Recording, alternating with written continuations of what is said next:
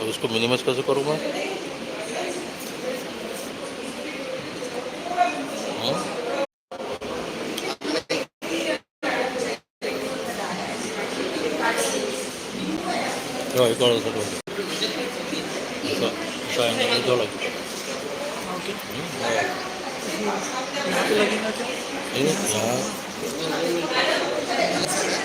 दिसतंय का काही? दिसते आहे पण मग याच्यासाठी मोबाईलचाच वापर करायला क्वालिटी मोबाईलची क्वालिटी नाही यांनी कोणती क्वालिटी आता जसं आहे त्यांचा कॅमेरा वगैरे असेल नाही ठीक आहे म्हणा. तो कुठे गेला? दुसरा कुणाला तुम्ही फोन राहिलेला बरं म्हणजे अरे सर लाईव्ह आहे आवाज पण आहे आवाज पण आहे. मॅडम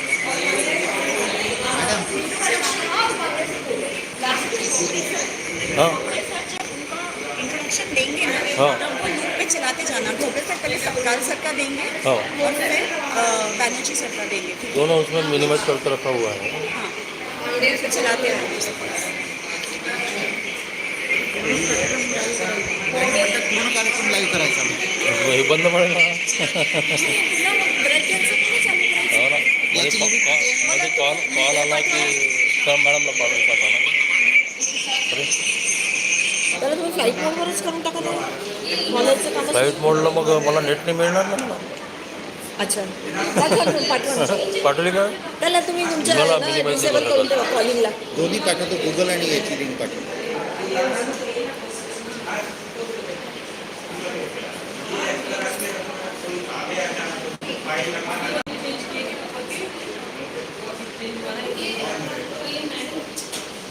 अरे आपला हिरो आला नाही का अजून?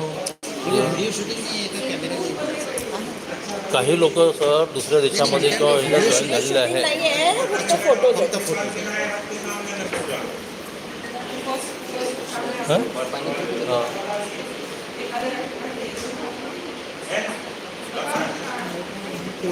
हो ना टेबल आवाज देणं असतो. मोबाईल एंगेज आत्ताचं कोणी क्लिक करेल आत्ताचं क्लिक करेल तर आता काहीच नाही दिसणार ना. ते चालू झालं तुम्ही आता चालूच करू कार्यक्रम सुरू झाले पण आता मॅडमने ग्रुपवर टाकली लोक लगेच क्लिक करून सुरू करून देते. हो म्हणून म्हटलं तर खालचं बरोबर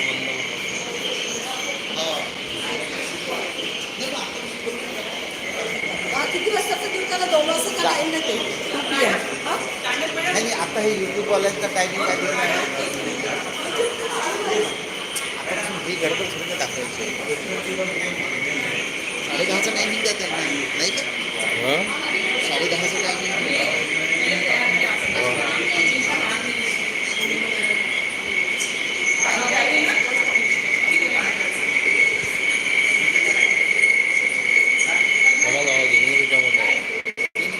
कोणाचं दिसतं तुम्ही दाखवा तुमचं दिसणार आहे माझं दिसणार आहे. तर मगाशी वर असेल मला खालचं दिसणार लेट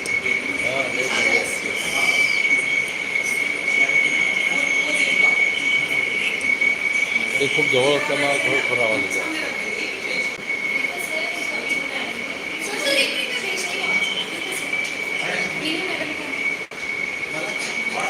नाही इथे जे आहेत ना थोडंसं लांब जर गेले तुम्ही तर हा खरोखर आवाज जो आहे ना तो नाही येणार. हा करून पहा.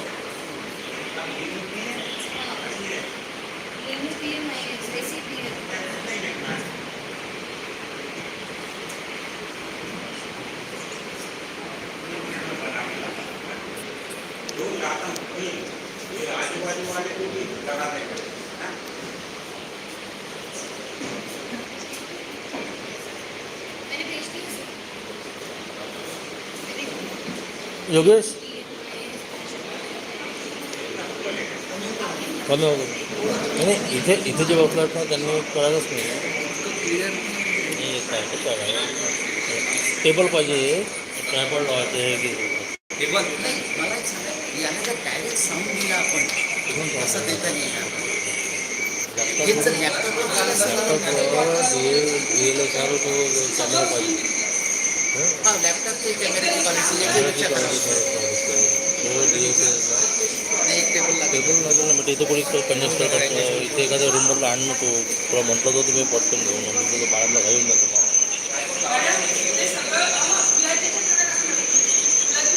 आता भिल्यासारखं करतं आमच्याकडे उगाच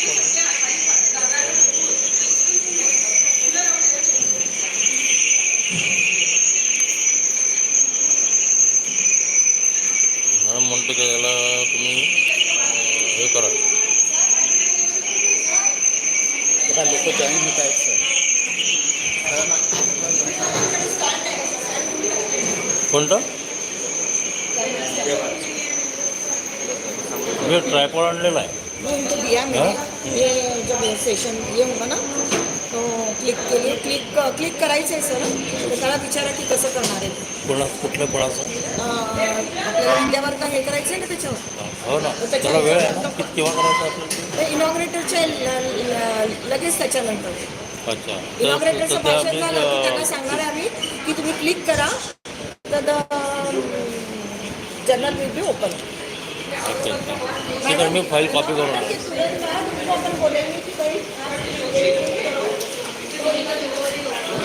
विद्यावार्ता पार्ट 1 वाला मैडम पार्ट 1 वाला ही है ना पार्ट 1 जो आपने सेंड किया पार्ट 1 पार्ट 2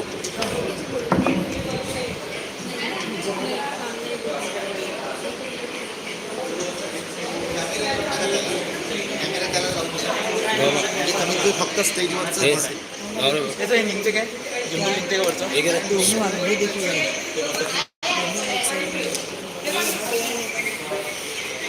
तसं नाही तसं कॅमेरा दिसला पाहिजे घुमावं लागेल ना मग लाईव्हचा आहे का लाईव्हचा तू उचला सर्व व्यवस्थित लाईव्ह दिला पाहिजे तुटलेलं आहे सर गिंबल तुटलेलं आहे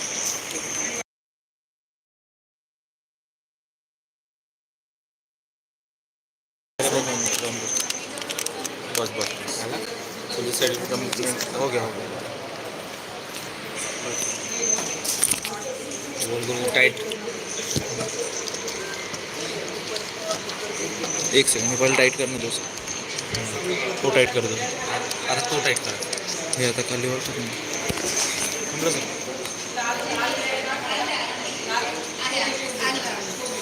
हो बरं मूवी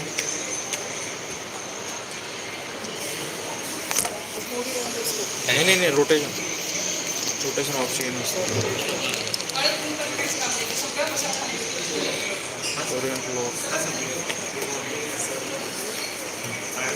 कॅमेरे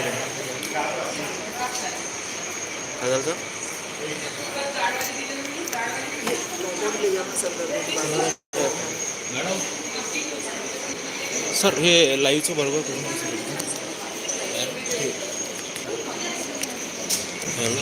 नाही नाही हे काय हे तिथे लोकांना थोडी दिसते की कसं कॉल झालं पाहिजे सर फक्त स्टेजच त्यांनी दिसत ना लोकांना नाही दिसत तुम्हाला हे दिसते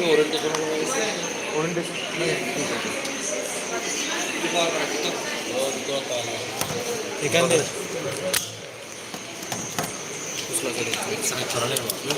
हां खरं आहे सोड तुम्हालाच कामाला लावून दिलं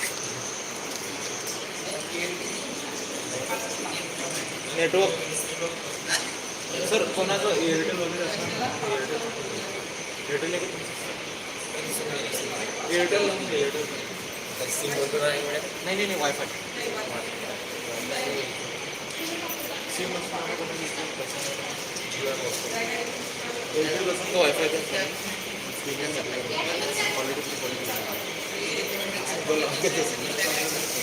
आदर्श माझं पण आता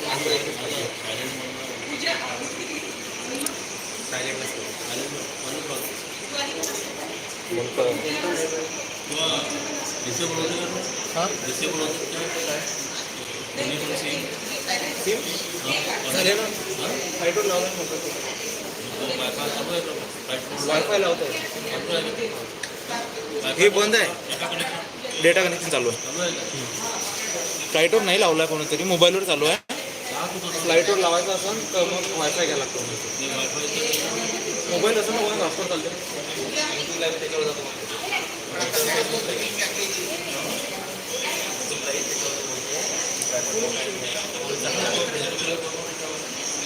फेसबुक नाही आहे त्याच्यावर. फेसबुक पण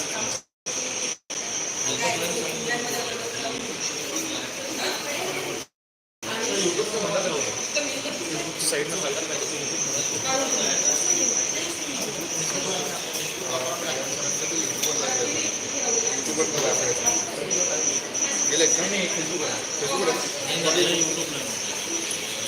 यूट्यूब आहे का फेसबुक.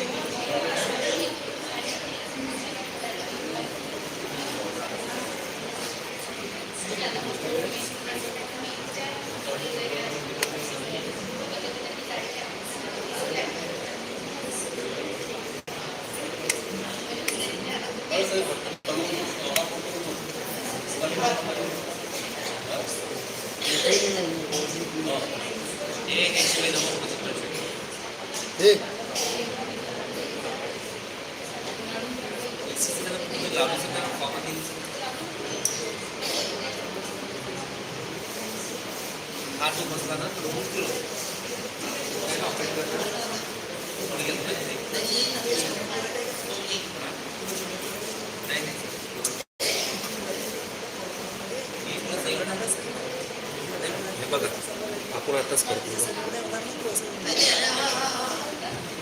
काहीच नाही करत.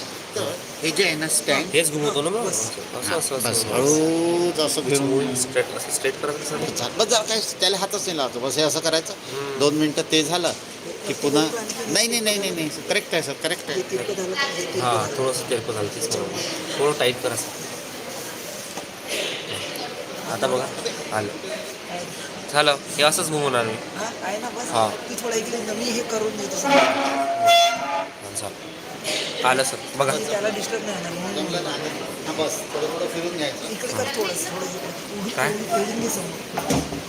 म्हणजे तुला मागे करायला जागा आहे बाकी काही नाही. बघा आलं. तुला नाही दिसत का त्याच्यात? मला दिसते ना. मला नाही. मला कसं दिसणार आहे ते तिकडच्या साईड नाही ना. मला म्हणजे मी दिसलो पाहिजे का असं म्हणाला. हां मला दिसत आहे. बरोबर आहे ना, तुला दिसलं. मला दिसत आहे ना. आणि ते पण आता कसं होतं माहिती आहे का, तू फिरो हां ते करताना हे असं कटून राहिलं बघा इकडे. तर हां. अशा वेळेस थोडंसं हे असं करता येतं. आपला हात बस करायचा. काहीच नाही, असं करायचं 2 मिनिटं. नाही बस असं 2 मिनिटं करायचं आणि मग पुन्हा थोड्या वेळाने असं करून फिरून द्यायचं. हे बघ आता आलं तरी हां नाही ते खाली येते पुन्हा शेर दिसली पाहिजे. आता मग त्यावेळेस फक्त असं करायचं, अदरवाईज बाकी वेळेस स्टेज करेक्ट आहे ते.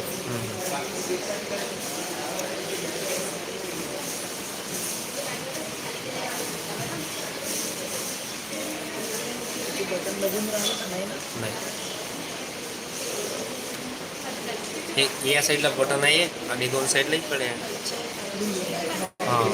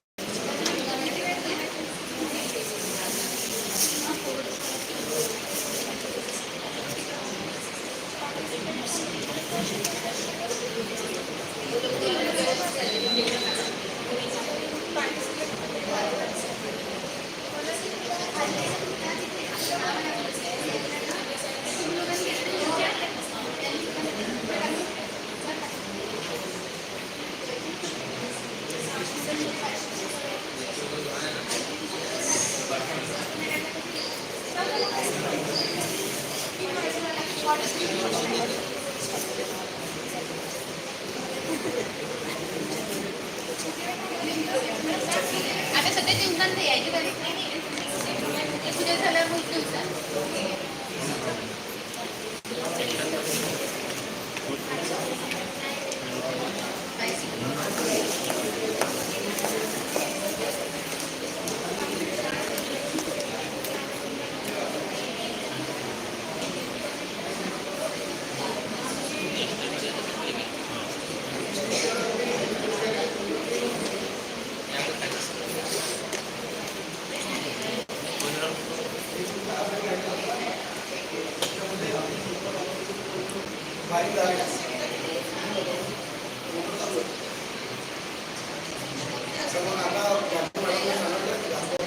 हँगरपासून दिसलं पाहिजे.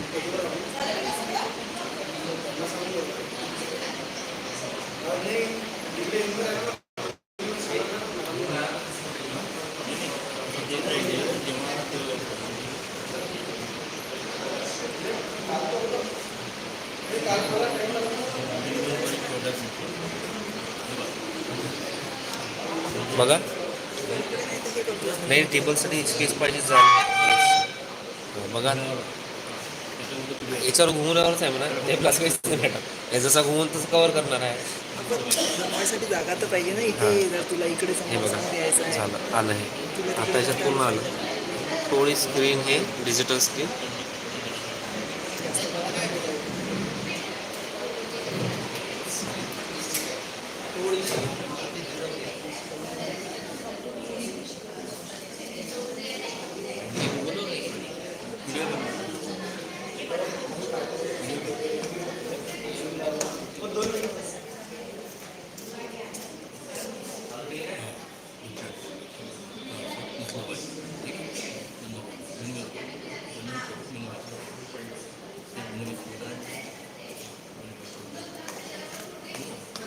आणि सगळं खाली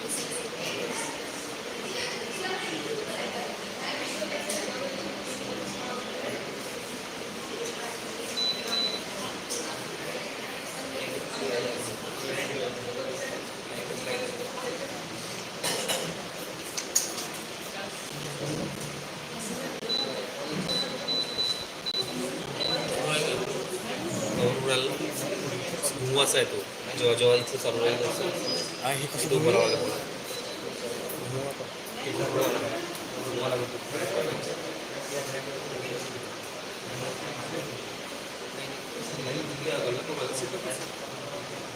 वेगळं आहे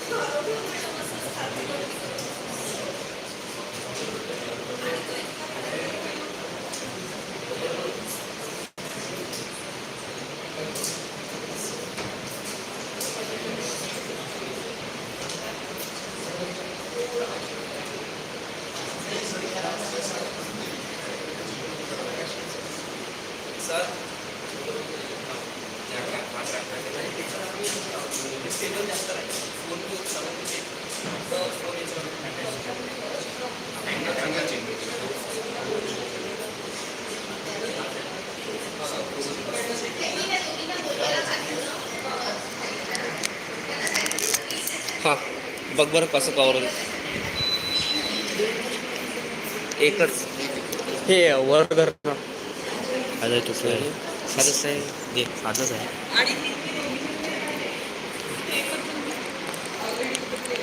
सोडा बटन बोलतं बटन बोलून दाखव मला आहे का बरोबर मागली आधी ऑन होतं वायफाय ऑन म्हटलं ऑन होतं वायफाय ऑन म्हटलं घरी मी तेच करतो इथे प्रॉब्लेम असा आहे की याच्यात तसं करता पाहिजेच ना हां माझं आम्ही वायफाय कनेक्ट करतो जायला बघा सर ठीक आहे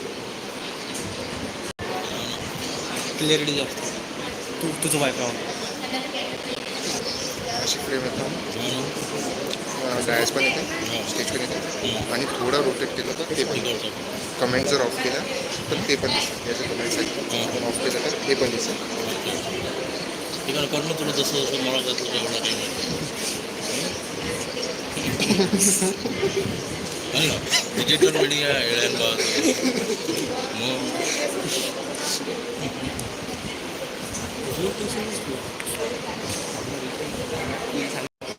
कॉलेजचं वायफाय आहे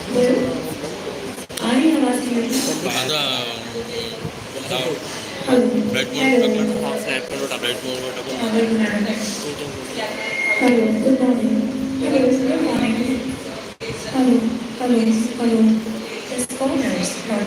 Hello, passing patients. सेवेंदा कोणाची कॉल येणार नाही म्हणजे नाही आता बघ Surgeons raised to इको कमी करा इको. अजून मागे मागे घेतलं तर मागे मागचं सर एक वेळा तुम्हाला दाखव. पण ते बस बस गेस्ट इथे- आला इथे- इथे- इथे- इथे. करायचं तर मग एवढं ना मी चेहरे पण उठवायला पाहिजे ना थोडे चेहरे गेस्ट Hello, पाहिजे. yes. Hello, hello. Good morning. Good morning, everyone. थोडं इकडं कोपरं गेलं खाली घेताना कसं करतो Hello.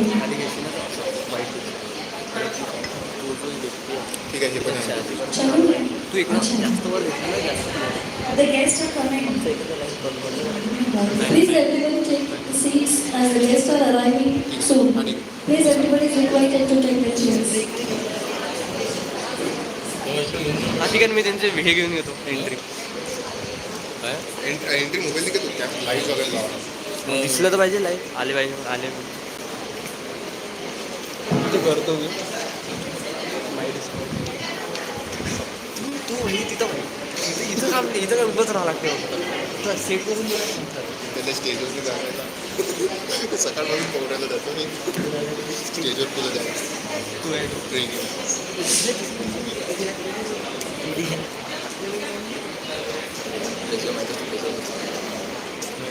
I request everyone to please be seated. The guests have arrived and will be coming here in 5 minutes.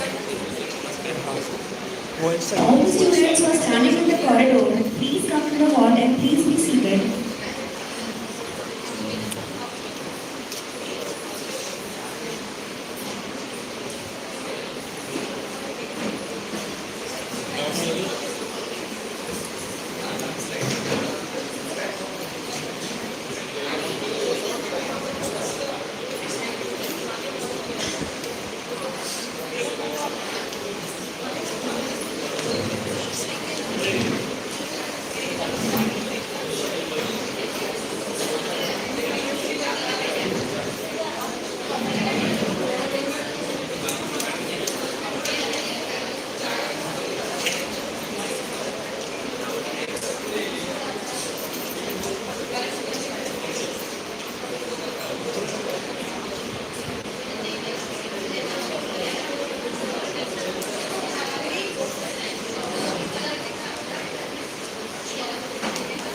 तुझं डॉक्टर इंग्लिश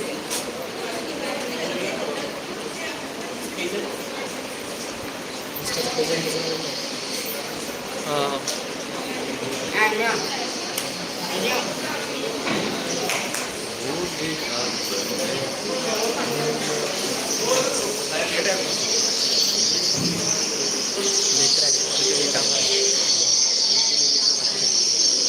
ऑफिशियल पेज आहे. Install कोण आहे आद्या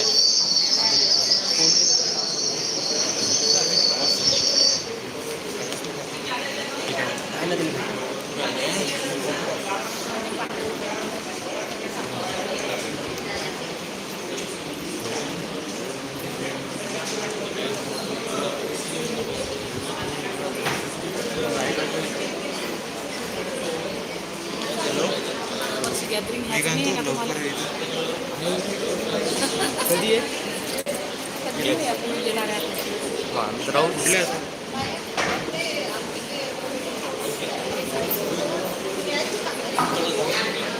चालू आहे ते आल्यावर तिकडे कॅमेरा करून टाकेल आणि मग मुवमेंट घेईल ते संपलेलं जातं हे सेशन नंतर ब्रेक करावं लागेल एक तास आणि मग म्हणजे 15-20 मिनटं तरी ब्रेक करावं लागेल मग परत फॉलो करावं लागेल आय टी दुसऱ्या लॉग इन हे आयडिया अजून कोणामध्ये आहे का फोनमध्ये चार्ज करावं लागतं थोड्या चार्जर आणला आहे स्टार्टिंगला एक काम करेल ना मी हे ट्रायपोर्ट जे आहे ते तिथे लागेल चार्जिंग पिन करून देईल चार्जिंग पिन आणून मी कमी 2 मिनटात हां सर हां माझ्या लॅबमध्ये ठेवलेली ठीक आहे आरामात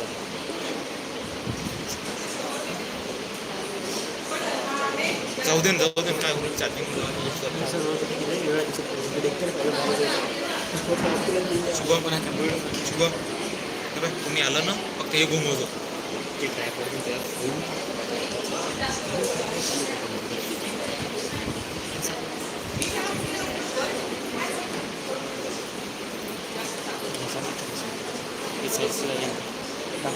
इधर इधर बैठो.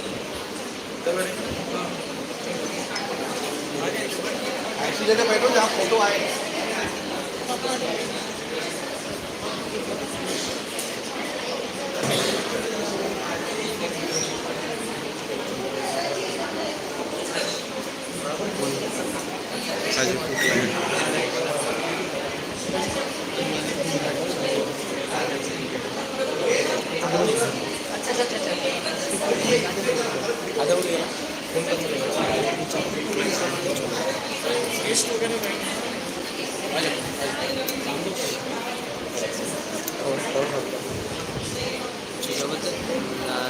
एक जण आले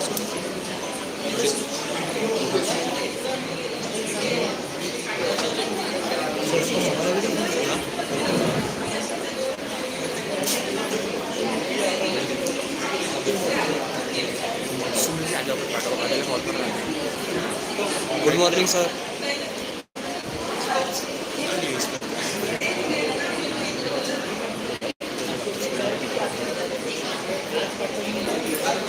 टाकू 2 मिनिटं ते पाहू. येणं मूव होते का? आपल्या आता बेकार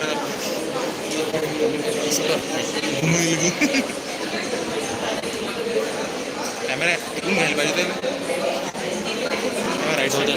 हो यार.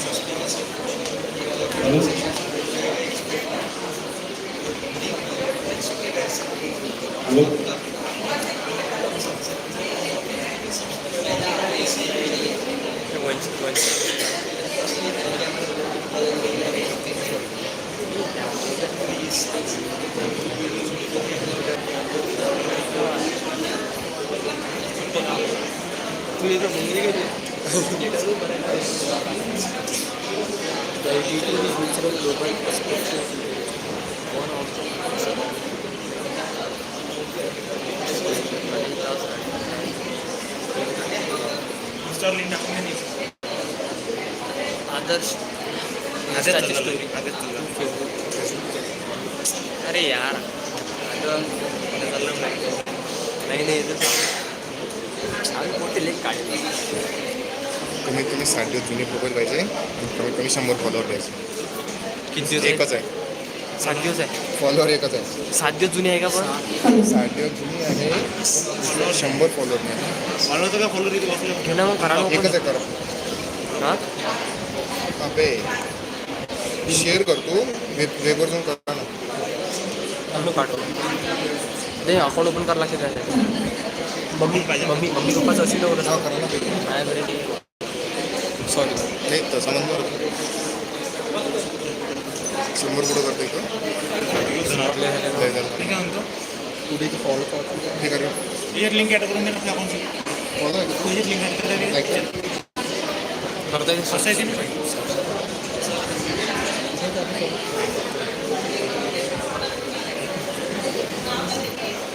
हो ना मी एकटा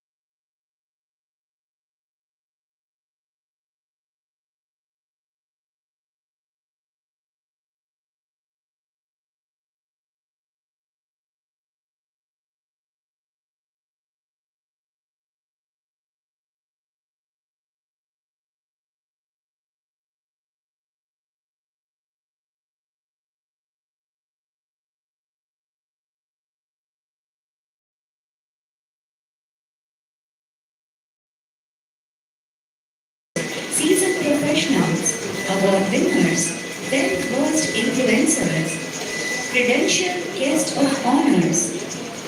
A very, very warm welcome to all the noble laureates who have come to this conference today.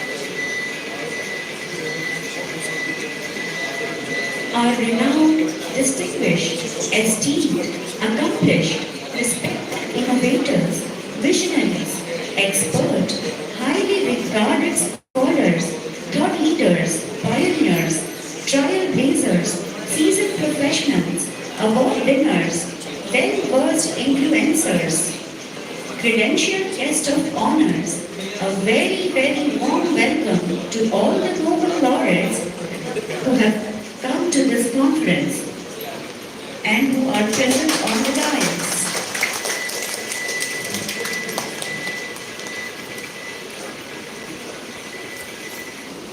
And a warm good morning wish to this array of academicians, researchers, brainstormers, my dear colleagues and dear students. Welcome, welcome one and all. It's an absolute pleasure to have you here at this one-day multidisciplinary international conference organized by Srimati Kesharbai Lahoti Mahavidyalaya, where we all have come together to navigate the future and understand the global perspectives on intellectual property rights and innovation. We are honored to host such a distinguished gathering of thought leaders and professionals representing countries and cultures across the globe. Education, as many have said, is the key to unlocking the doors of opportunity. In the words of renowned philosopher Aristotle, the roots of education are bitter, but the fruit is sweet. Indeed, the path of learning is not always easy, and as fraternity of academicians, we stand united by a shared purpose today, the pursuit of knowledge, excellence and development, and hopefully understanding the impact of the new member of the world, the artificial intelligence. Albert Einstein once said, education is not the learning of facts, but the training of the mind to think. So, let us celebrate the power of education and honor the dedication of our educators and embrace the potential within each and every one of us. Year 2526 also marks a truly historic occasion, the 75th Platinum Anniversary year. That is, in January 2026, our parent institution, Sri Ganesh Das Rati Chakrani Samiti, completes 75 years. This milestone is not just a reflection of years that have passed, but a celebration of countless lives touched, the knowledge imparted, and the enduring legacy of this institution. Friends, no matter how far and how high we reach in this technical online world of codes and links, one thing is sure, that we will never get disconnected from our age-old, time-honored links and codes and trademarks. And one of such trademarks is the lighting of the traditional lamp at the beginning of any auspicious occasion. I humbly request all the dignitaries on the dais to please worship the images of Sant Gadge Maharaj, our founder, late Shri Ganesh Das Ji Rathi, and Goddess Saraswati to initiate this journey of academic excellence.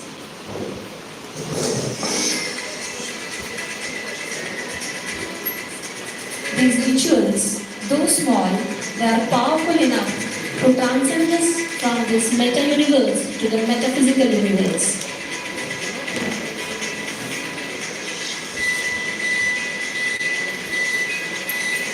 Goddess Saraswati represents the incubation of all knowledge in our culture.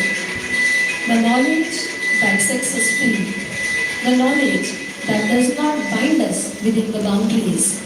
The knowledge that does not entangle us in the net or in any web, but breaks the boundaries and makes us have the glimpse of the world beyond this cyberspace. We are talking about that knowledge when we say Sa Vidya Ya Vimukte, the line taken from Vishnu Puran.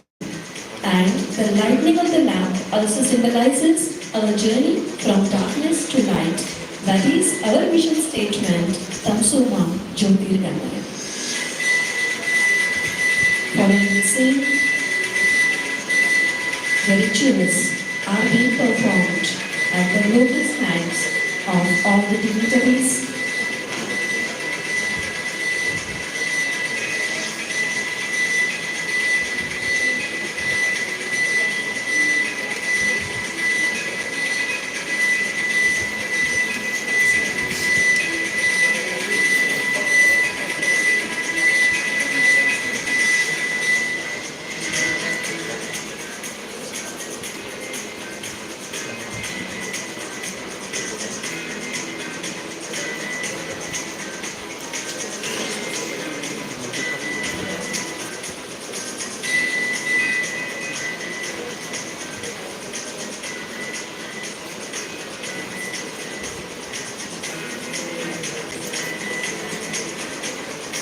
Today, this lighting of the lamp is very special for us, as it marks the beginning of the platinum jubilee year of our parent society, Shri Kesharbai Lahoti Mahavidyalaya. A journey that has changed the lives of the millions.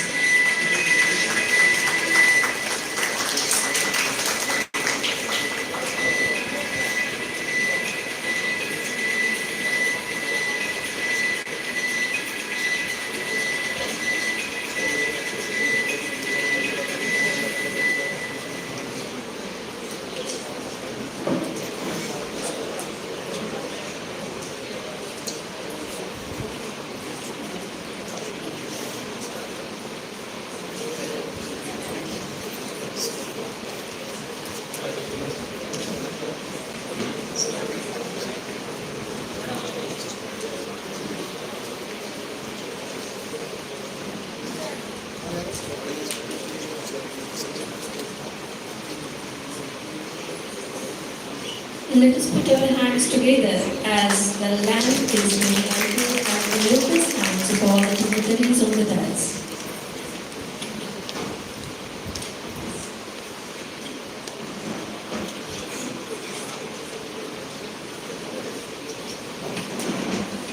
Vidya Tadati Vinayam. Yes, humanity strives with education, and with this thought, 75 years ago, the founders of this great institution had a vision to build an environment where curiosity would be nurtured, excellence would be the standard, and where young minds would be empowered to shape the future. Today, when we look around us, we see that the vision has realized into a remarkable achievement of our students, faculty, and alumni. Also, this conference marks a significant first stepping stone towards the Platinum Jubilee. So, without further ado, let's start today's event by welcoming our esteemed guests. Our college has always emphasized on affability and amiability of welcoming our guests warmly. So, continuing with the tradition of welcome, I already welcome the president of today's inaugural ceremony, respected President of Ganesh Das Rati Chhatralaya Samiti, Reverend Shri Vasant Kumarji Malpani Sir, who has set the tradition of oral welcome, being a KFI, that is the Kesharbai Lahoti Mahavidyalaya. Welcome, sir. I now request the President of Shri Ganesh Das Rati Chhatralaya Samiti and today's ceremony, respected Shri Vasant Kumarji Malpani Sir, to please welcome the inaugurator of today's ceremony, Honorable Vice Chancellor of MGM University, Chhatrapati Sambhajinagar, to Lord and respected Dr. Vilasji Sarkar Sir.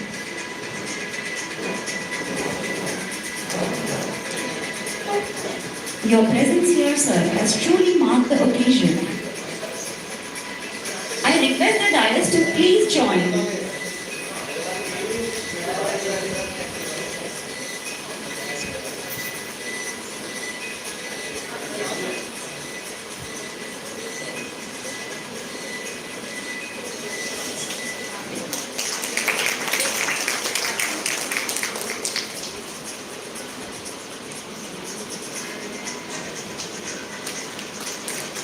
This token of love appreciates and shows that we are truly very blessed here with your presence here, sir.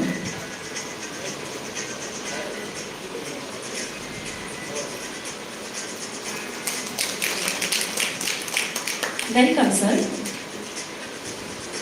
I also now request the Secretary of Shri Ganeshdas Rati Chakralaya Samiti, respected Dr. Govindji Lahoti sir, to please welcome the keynote speaker of the day, the illustrious and eminent Dr. Pranvikji Banerjee sir.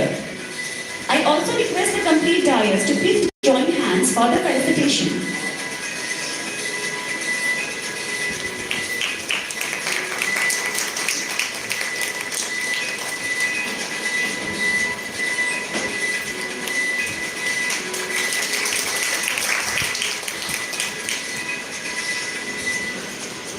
A warm welcome to you, sir.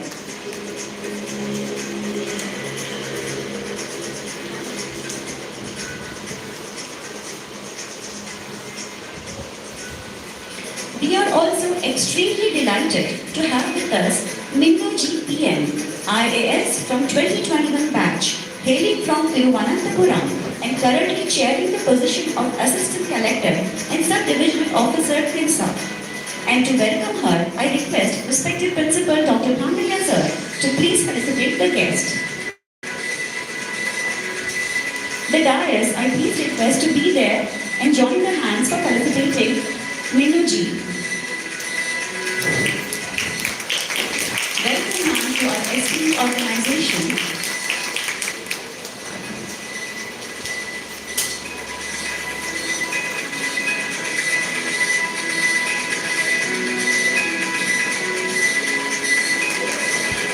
I request Lahoti sir to please join the dais for felicitation.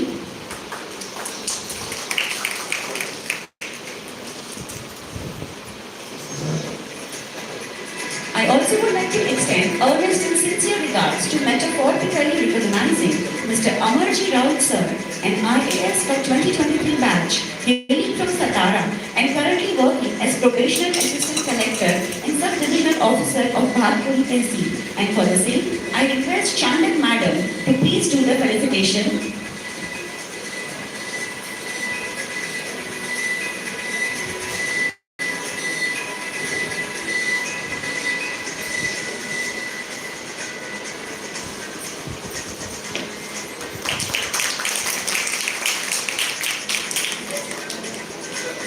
I request the audience here to please give a big round of applause for this welcome.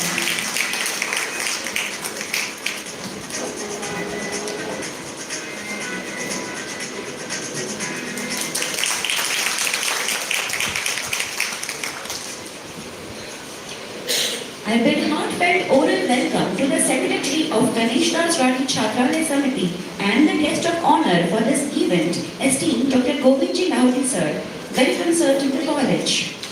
I also would like to extend profound oral welcome to the Honorable Organizing Chairman of this event and the Principal of this esteemed institution, Dr. Vijay Kumarji Bhagaliya sir, Distinguished Secretary of this event and Convener of Research Center of our college, Dr. Sonal Chandak Madam, and IQAC Coordinator, respected Dobre sir. Welcome everyone on the dais.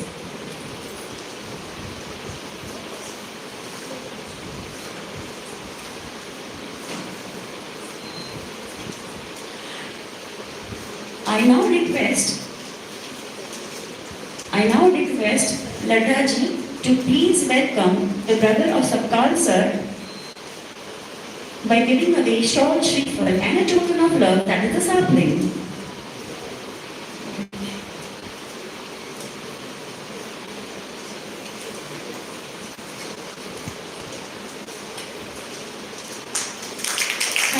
much for gracing your presence, sir. It really means a lot to us.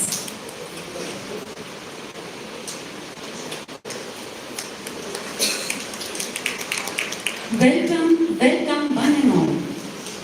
Friends, we have entered a new era where the greatest theft is not of gold or silver, but the greatest theft is of ideas, innovations, dreams. And in this world, stepping into this brave new world, I should say that IPRs stand as the sentinel guarding the innovations of the visionaries and the creative artists. Looking at this meta-universe created by man, I remember Shakespeare's Hamlet when he says that what a piece of work is man, how noble in faculties, how noble in reason, how infinite in faculties, in action, how like an angel, in apprehension, how like God. But at the same time, a thought enters my mind that one day this creation of man may not turn into Frankenstein's artificial man who turned into a disastrous monster. No matter how thin you slice, there are always two sides. So today, we have gathered here to have a scholarly Amrit Manthan on the symbiotic relationship between AI, innovations and intellectual property rights. And for the same, I request the convener of our conference to give us a brief preface and introduction to the theme of the conference. Hello. Good morning to all esteemed dignitaries on the dais, Honorable Chairman of the International Conference and the President of our parent society, Shri Ganesha Chaturthi Samiti, Honorable Shri Vasant Kumar Mathwani, inaugurator of the program of this international conference, Honorable Dr. P.S.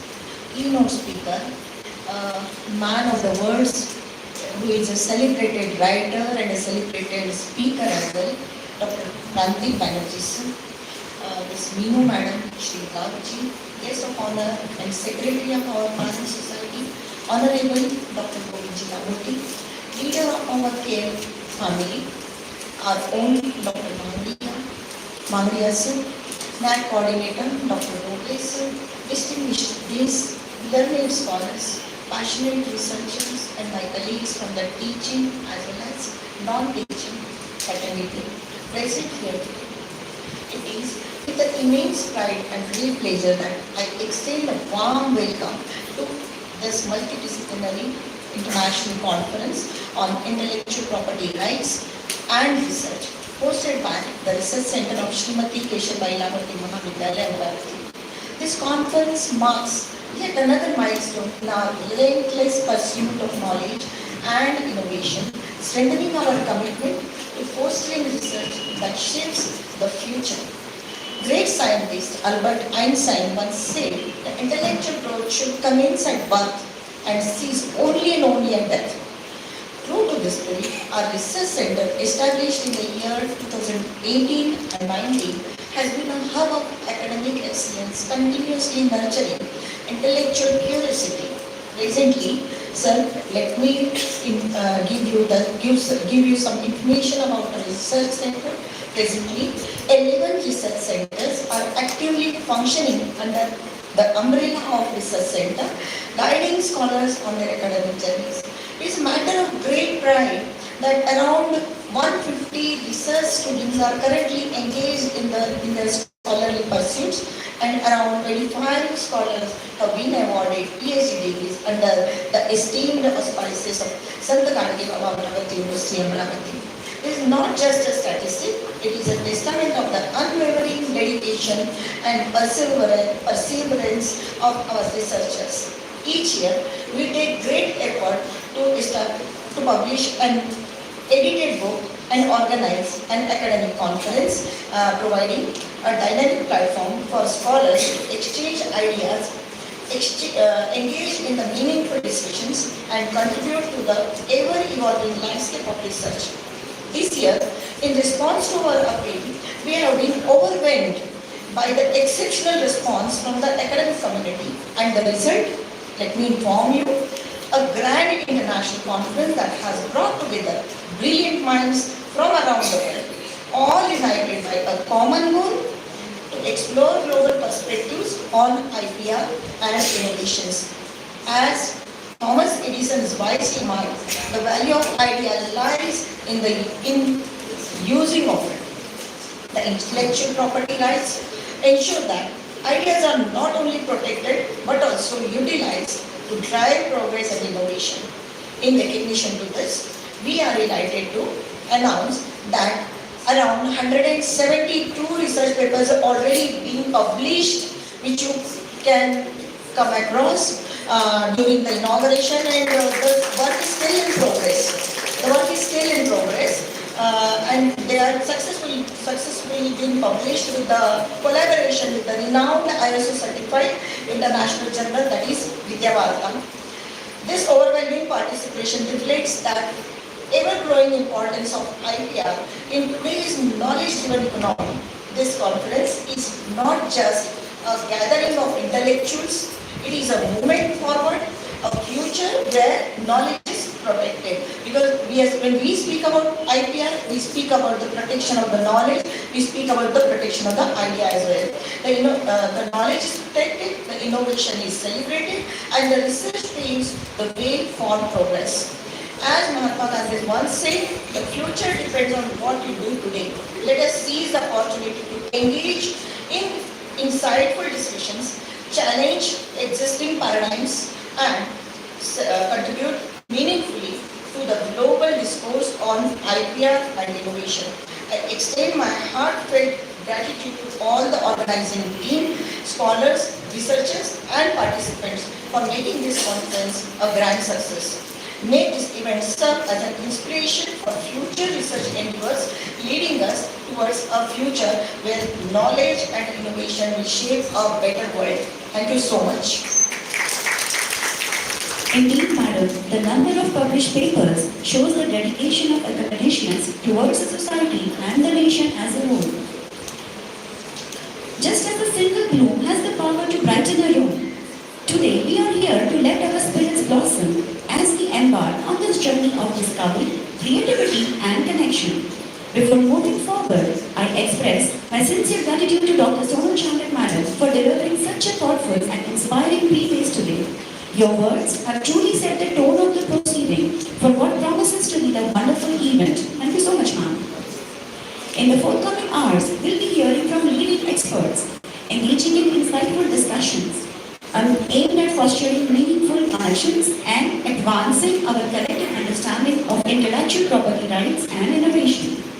As we welcome each one of them, we are reminded of the values that bind us, growth, wisdom, and the power of learning.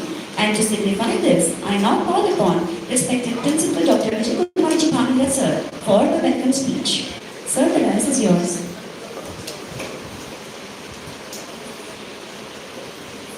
Very good morning. Very good morning. Thank you, thank you.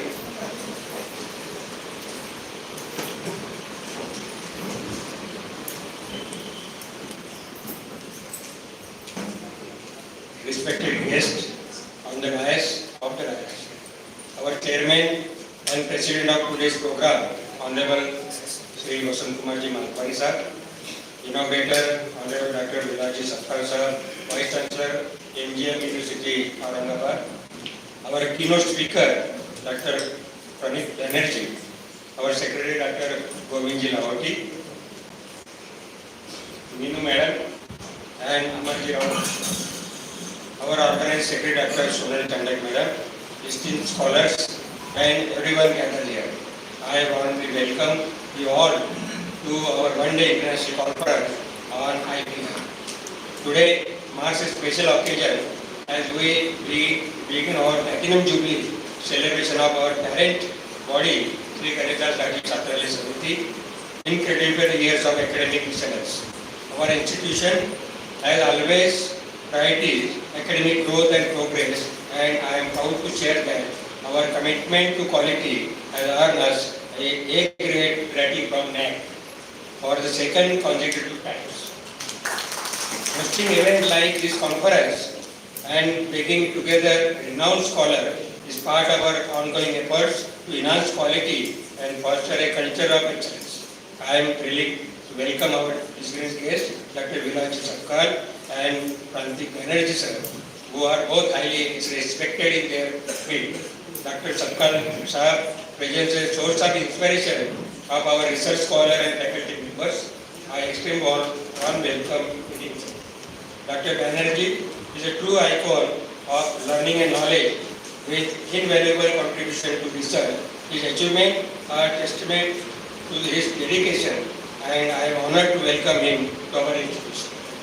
Other session guest Dr. Hariom Purniyani, Nagpur, Advocate Sapni Gawande, Amravati, Dr. Pallavi Mandavgare, Amravati, Principal Dr. Prasad Khandole Mani, Sanjay Tiwari, NDTV TV, Nagpur, and Principal Dr. Nitin Singhvi, Mopa, and Rajesh Vaidya, Nagpur.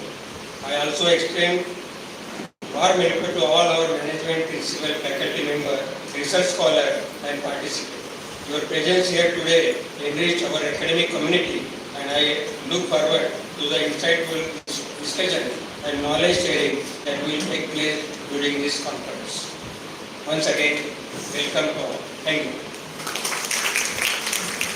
Thank you so much, sir. We are indeed privileged to have such amazing personalities, such distinguished speakers as our guests today. In this world where we are becoming used to listen to Alexa's, Siri's and Bixby more and the actual speakers less, we are untouched by the real depth of knowledge.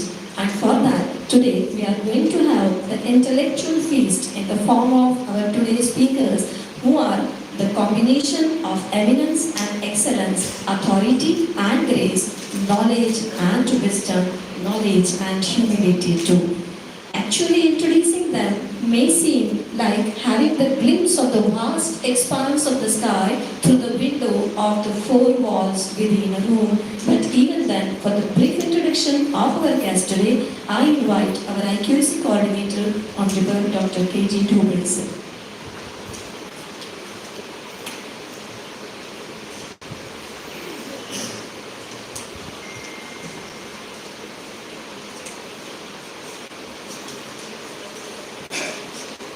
A very good morning to all dignitaries present on the dais of leaders.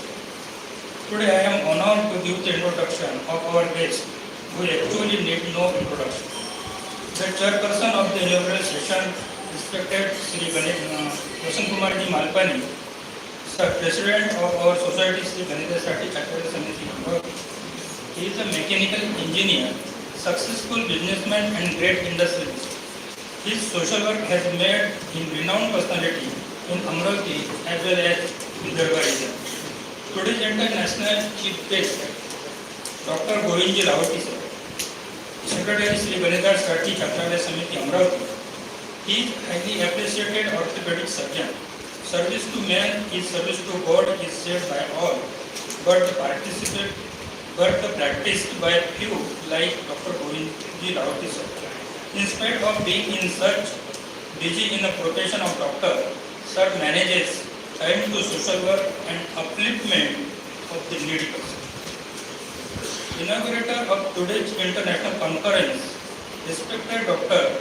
Vilaji Sakkal sir, Honorable Vice Chancellor, Mahatma Gandhi Mission University, Chhatrapati Sambhajinagar, Maharashtra.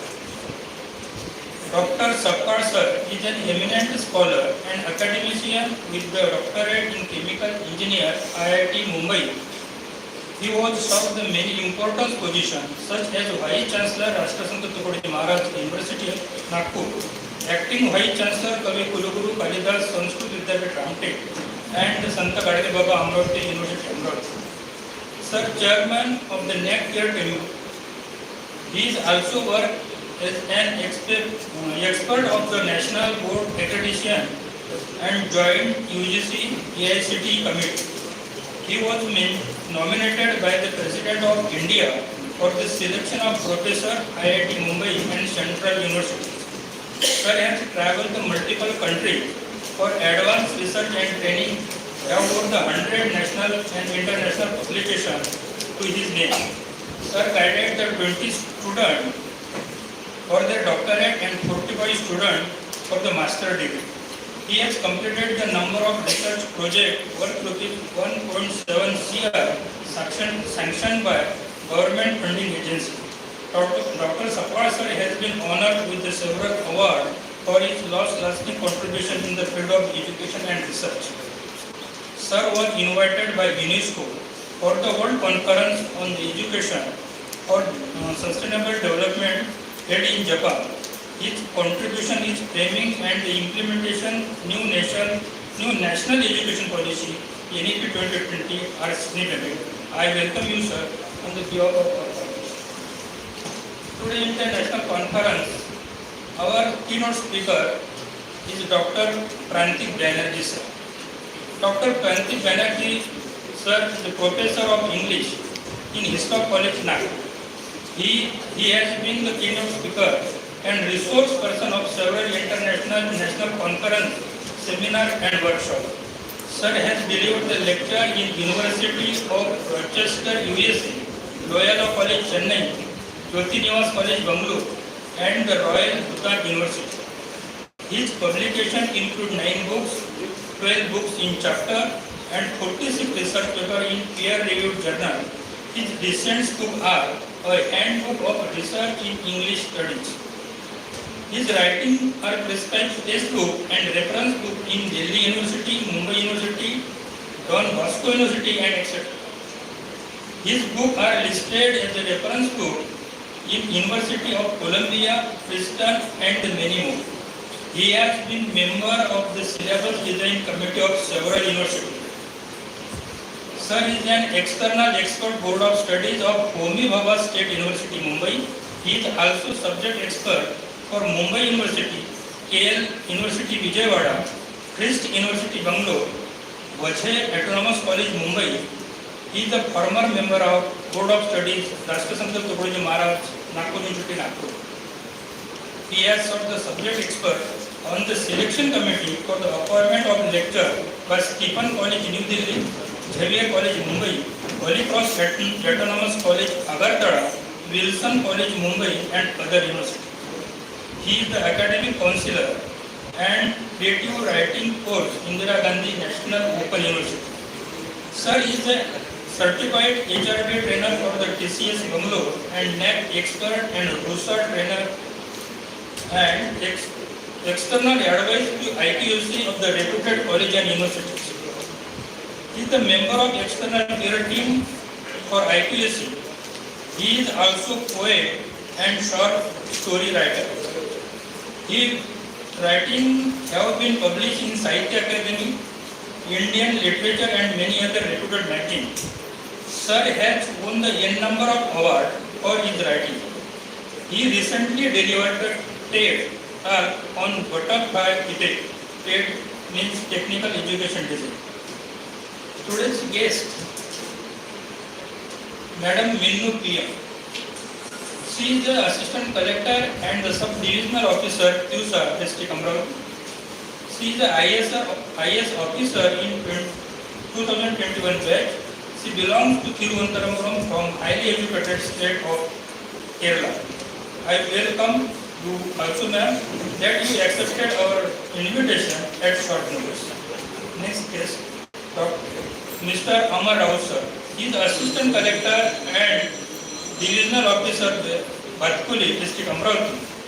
He is IS officer in 2023 cadre. He belongs to Satara district of our Maharashtra state.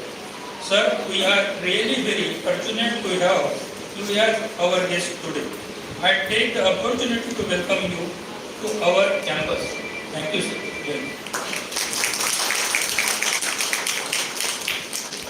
Personas of such huge eminence, though not need any introduction, but knowing their achievements makes us thrilled to have you all here. So, without any further ado, let's call upon the one man who has transformed professional education, embracing the wealth of knowledge, with a big round of applause the one and only Dr. Vilasji Sapkal sir, the Vice Chancellor of NGM University, for his inaugural speech. Sir, the podium is yours.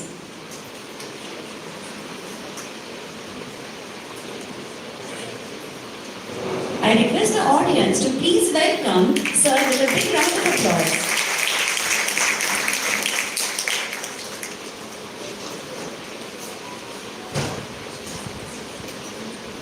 Namaskar. It's just like coming home back. It's really very pleasure moment that the dignitaries from this college has given me this honor to participate in this multidisciplinary one-day international conference on one of the very apt topic, navigating future, global perspective on intellectual property rights and innovation. I'm going to talk on, of course, that one. Chairperson of today's inaugural function, Honorable Shri Vasant Kumarji Malpani. Secretary of this institution, Honorable Dr. Govindji Lahoti. Keynote speaker and my old colleagues from Nagpur University, Dr. Pranit Banerjee. We have very learned guest of honor, Honorable Minu PMG. Also Mr. Amarjit Rautji. Principal, Honorable Shri Kangliyaji. Chandak Madam, Dubey Sir. Participants, my elder brother, Dr. R.S. Sabkal Sir, who was a BCUT Director in Amravati University. Ladies and gentlemen. At the outset, let me congratulate Shri Ganesh Das Shri Chhatralaya Samiti for completing glorious 75 years, and I wish many more successful years ahead. I remember I was also present here during celebration of 50th year. It's a great honor and look forward for 100 years as well. You know, the academicians are always there to make the things live and young. As you know that this aspect has been discussed at length at various platforms, whether it is national, international, and 2024, Government of India has made drastic changes in whether it is Intellectual Property Act, whether it is design patent, utility patent, copyright, or for that matter, global patent.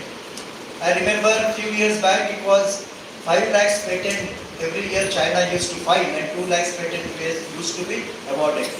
Where India was 20,000 patents every year filing and maybe 2,000 patents awarded. So they realized that such a IKS, Indian knowledge system, has great impact in this aspect, that we used to have contributed significantly in developing science in diverse discipline from very ancient time till today. And today, as you know, that IT industry is run by Indian brains. Postgraduate research is also run by Asian students. And you know that global industries are now getting very innovative inputs from Indian talent. And hence, India is a motherland of innovation, invention, discovery, name it. And what is important is today, our gross enrollment ratio, that is people coming to the higher education, is reaching 32%, and by 2035 it will be 50%. At present in higher education there are 4.3 crore students as against 24 crore students in school education. But if you see the impact of National Education Policy 2020, which has accepted the 6 verticals of making students holistically developed through multidisciplinary education, whether it is skill education, ability enhancement, Indian knowledge system, language studies, and on-job training. As you know that we are now coupling education with innovation. Every institution will have innovation cell as per NEP says and R&D Council, and hence it is very essential that IPR has gained a great importance in today's world. I was also witness for inauguration of a big institution in Nagpur when I was Vice Chancellor in Nagpur University, that is called Rajiv Gandhi Institute of Intellectual Management. That is under Ministry of Commerce and Trade and Commerce. and they are recently I was discussing with Mr. Unnat Pandit, who is heading he's a Controller General of patent in our country.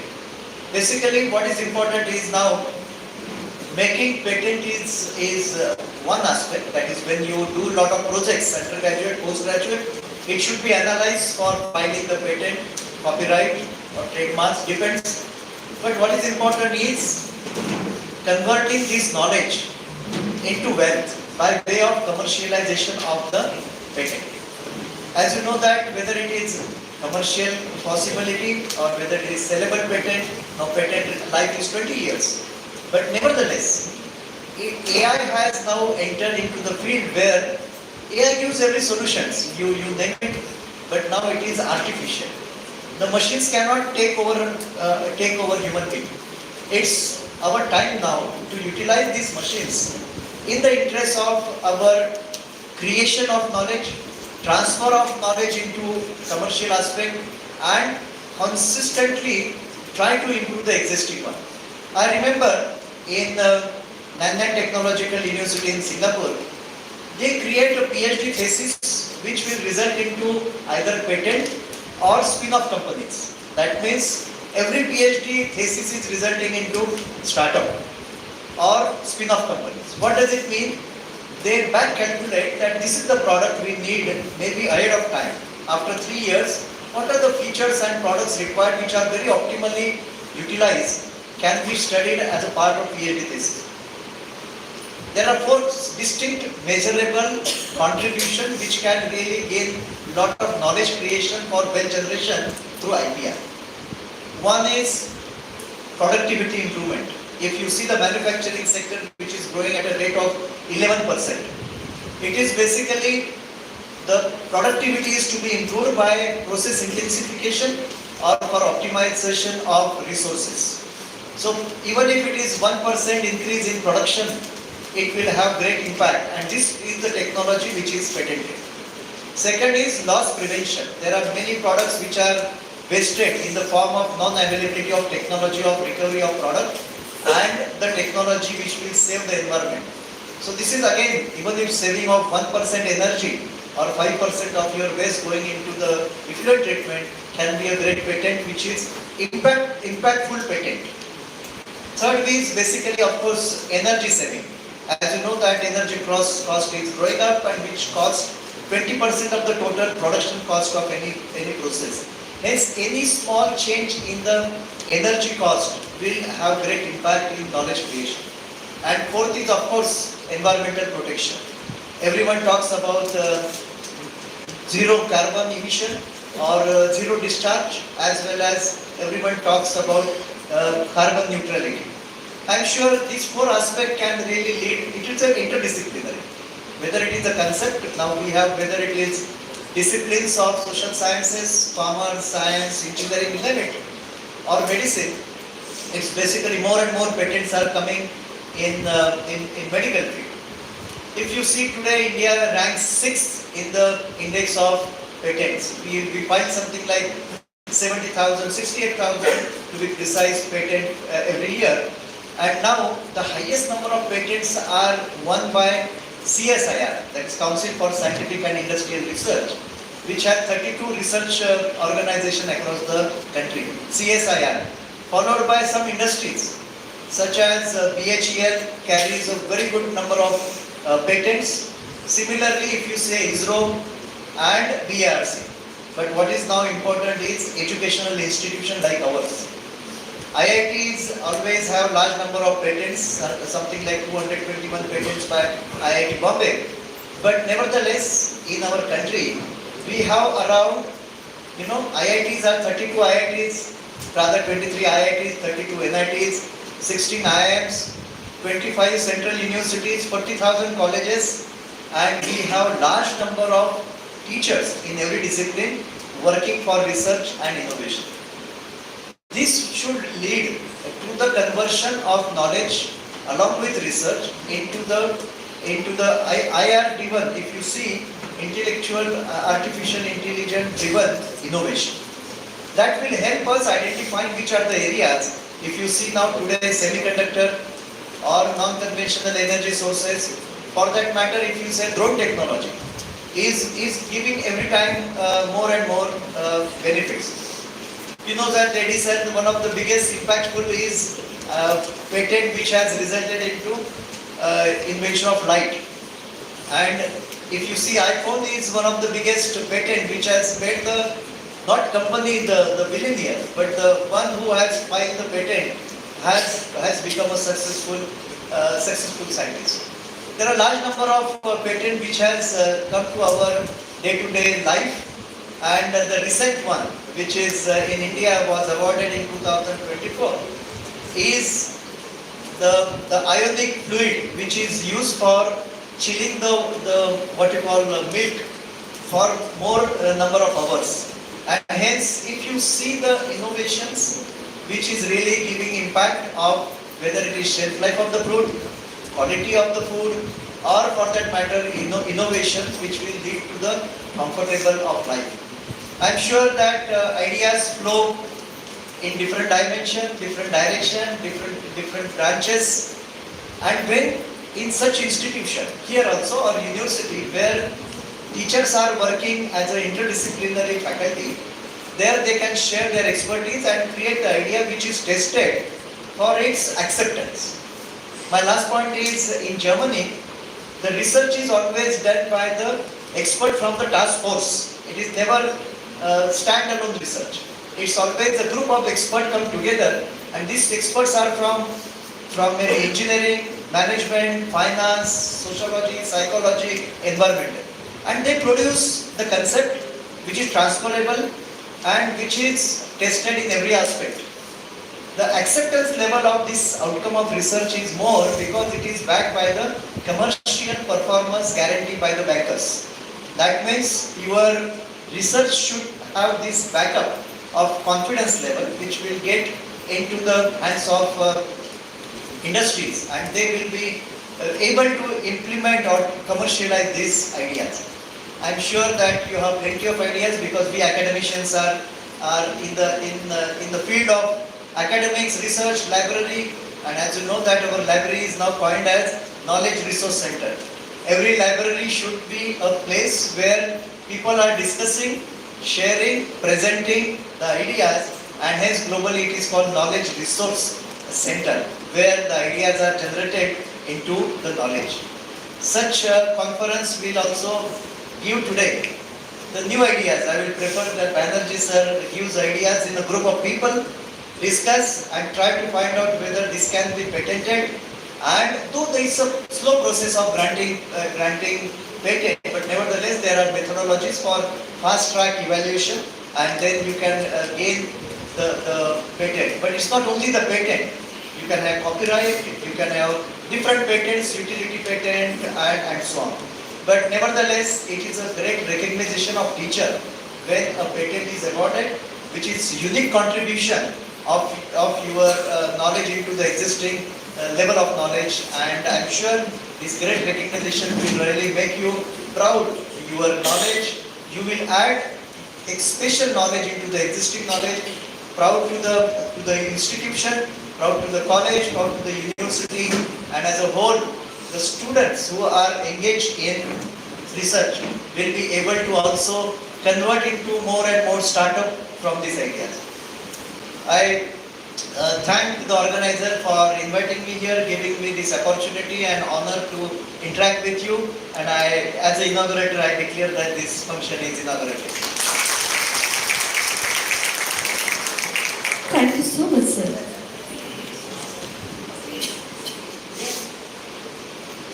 Your insightful deliberations on IPR as the lifeblood of innovation is indeed very precious. Inaugurated? Thank you.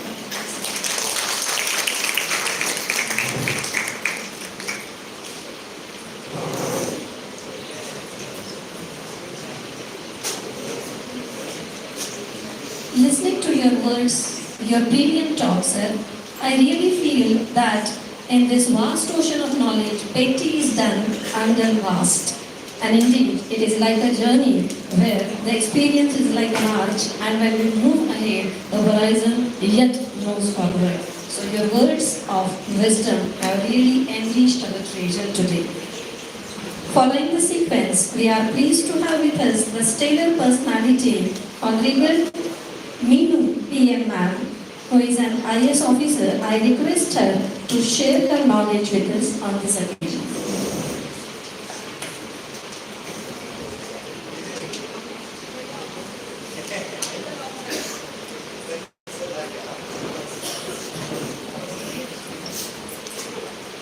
I now request Amravati sir, IAS, to please come forward for his words of wisdom. Thank you. Good morning, everyone. First of all, I thank the organizers for inviting us here and being part of this conference. I must say it was a delight to listen to Mr. Sarkar sir. It's always good to be back in the academic domain from the regular governmental things. I congratulate the organizers for organizing this conference, and more congratulations for choosing this critical theme of intellectual property rights.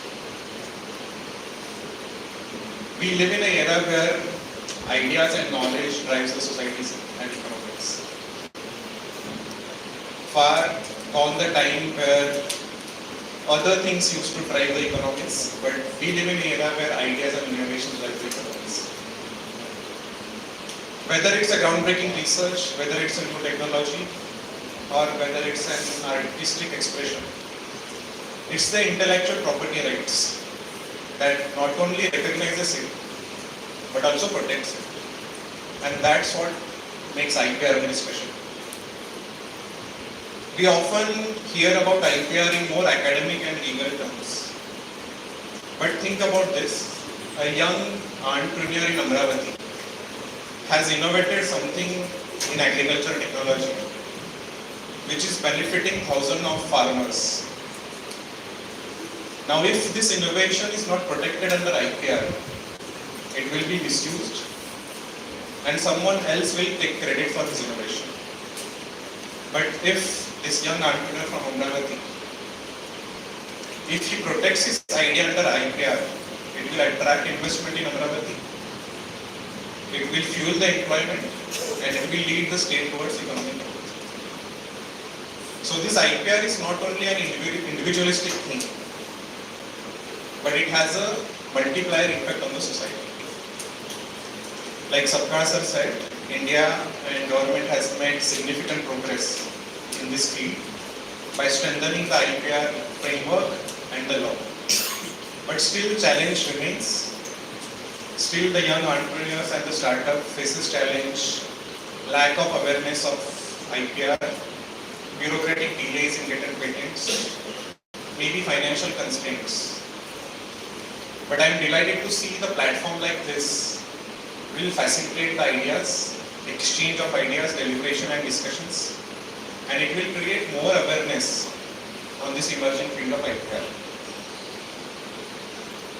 Apart from that, whoever has participated in this event, whoever has given some research publications, I urge them to go beyond research publications and recognition and think how your idea can solve a real life problem. How an idea can benefit society at large. So, because I am being involved in the governmental things since last 1 year, I can see there is a huge demand for good ideas and entrepreneurship, which can benefit the government process and benefit the society at large. So I urge all participants to think of an idea which can solve real life problems. Apart from that, whoever is a student, whoever is a young innovator, I also urge you, don't wait for the perfect moment to act on your ideas. If you have an idea, believe in that idea,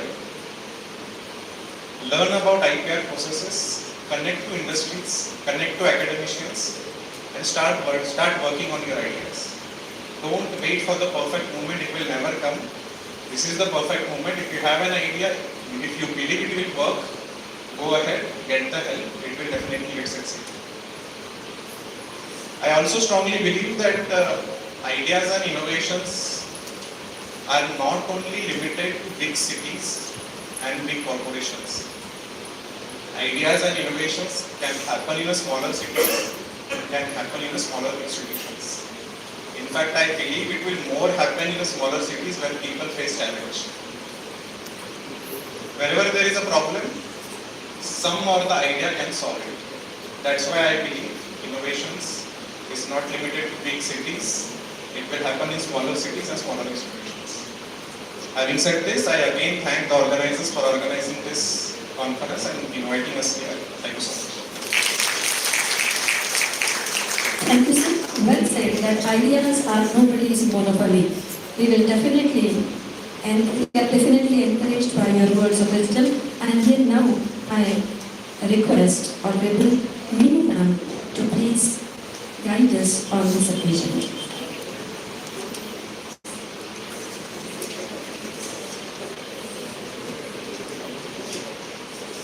Good morning, everyone.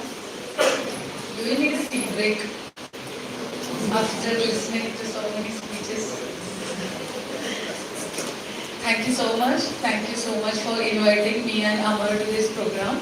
I really appreciate Rati sir and others to really organize this wonderful session, wonderful conference of today. Not in my distant dream, I ever thought I will share a seat with a vice chancellor of a university. I'm so humble, sir. I myself was a student of a university long time back, 10-15 years back, and that time when I saw the vice chancellor, I was protesting outside against our vice chancellor for reducing our examination fees. From there, sharing a seat with the vice chancellor means a lot, sir. Thank you so much. And we happen to know sir was a panelist in UPSC interview also. So that really humbled our experience of me and Amar.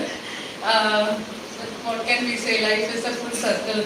Life has come to a full circle, Abhi. Thank you so much. Thank you so much for the organizers.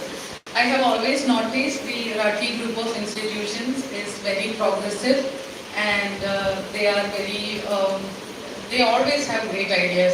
So whenever I see Sir always stands for students' rights, student innovation, whatever we can do for students and larger civil community. Sir always talk about that, and I really appreciate about this particular institution. So today's esteemed speaker, I was listening to Sir the portfolio, which is very great, sir. I'm very happy to meet you also. I hope someday I can read your books. You can please send it to my office. So, yes. And me and Amar, we got the invitation yesterday evening. And by seeing the very title of this conference, we immediately jumped into the invitation. We didn't think twice. We really wanted to listen to the speaker also, but due to time paucity, we will be forced to leave after 12:15.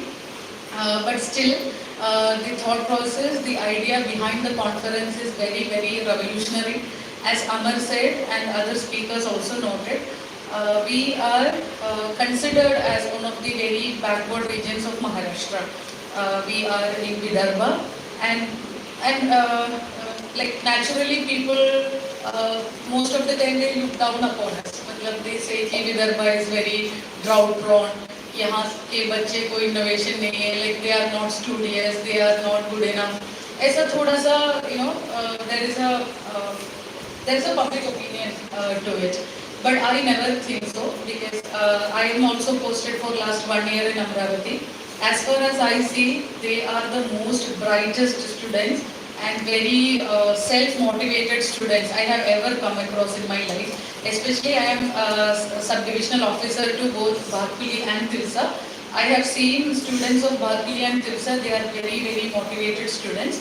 They really want to go to cities, they want to work, they want to really improve the lives of their families as well as the society. So such conferences and such institutions really add fuel to their ambitions and aspirations. And as other speakers noted, intellectual property is the norm. Abhi we cannot say ki, we can no longer say ki intellectual property is something very distant thing and all. Mala mahiti nahi, that is not at all work, that won't work in this century. This is Asian century and we are the leaders in Asia. People say it is China, but given our values and given our strides in various fields, we can simply say this is India's century. And when we say it is India's century, it is our students' century. Matlab, it is a century of our own children. It is a century of our own college students. It is a century of our own school students. It is a century of women. It is a century of women to come forward. No longer we can say, oh, we are women. आम्ही नारी आहे. आम्ही आमच्या मुलगी घराच्या बाहेर नहीं जाते. ऐसा नहीं बोल सकते. You can't say like that. You can't say like that. You can't say the excuse ki I am a woman. You can't say the excuse ki our children are girls. You can't say that excuse anymore. And above everything, you can't say the excuse I don't know. Because everything is available in public domain. Everything is in the tip of our phone. I am seeing that everybody is having a phone now. So, and data is so available. So now, no longer we have the luxury of saying 20 years back, like we don't know anything. So, I have seen the registration fees is still 800 rupees, but okay. I think people can afford the registration fees nowadays. But still, it is a very free conference. I must say. Having said that, a pizza will cost 500 rupees. So for an intellectual property lecture, 800 is okay, justified actually. So everybody has to utilize this opportunity. If you have any other friends outside who really wants to know about this program, abhi se abhi WhatsApp kar do, SMS kar dijiye, bring them also to this conference. Let them listen to Banerjee sir and let them also know about the importance of IPR. And you have to, I think AI is also a theme, and there are 8-9 themes they have shortlisted. I wish you all listen to that and take our state into excellence. Sir, earlier somebody introduced me, sir only introduced like I am coming from the most educated state of India. And I really want to say people, I am coming from the most educated state of India, but I am working in the most entrepreneurial state of India. That is what I want to say about me. Maharashtra is anyway first in so many aspects, but because of largely Western Maharashtrian influence. But this century, 21st century, should be known for Maharashtra being an Eastern Maharashtra phenomenon. All the very best, and thanks again. Thank you so much for inviting both of us to this. I look really forward to associate more with academia. As Amar said, we are bureaucrats in the surface, but academicians to the heart. Thank you so much. Jai Hind, Jai Maharashtra. Thank you so much, ma'am. It's an immense blessing to listen to an IAS officer, especially from Thiruvananthapuram, but speaking in Marathi. Ma'am, your journey is truly inspiring, from being a protester to a class 1 officer. Thank you so much, ma'am, for inspiring all the girls here and all the students here. As the famous author C.S. Lewis once said, we need to know we are not alone. We are reminded that knowledge and books connect us all. At this moment, we are about to reveal the work that will touch lives, spark discussions, and perhaps even change the way we see the world.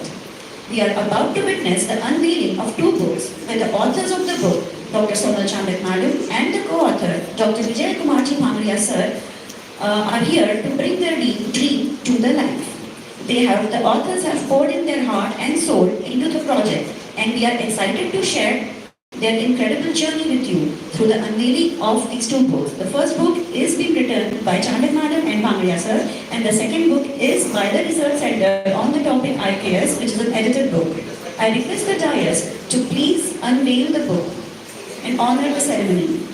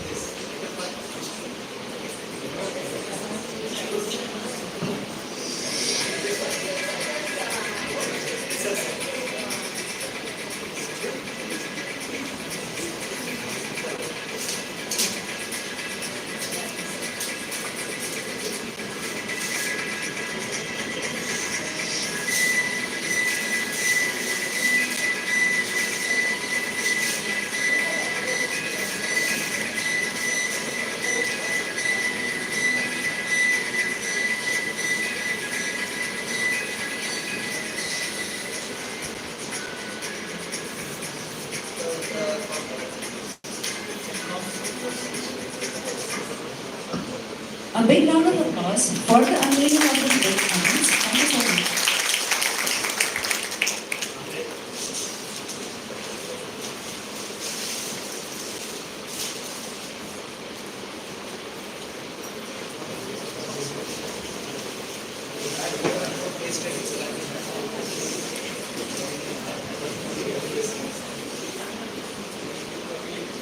Thank you so much, everyone.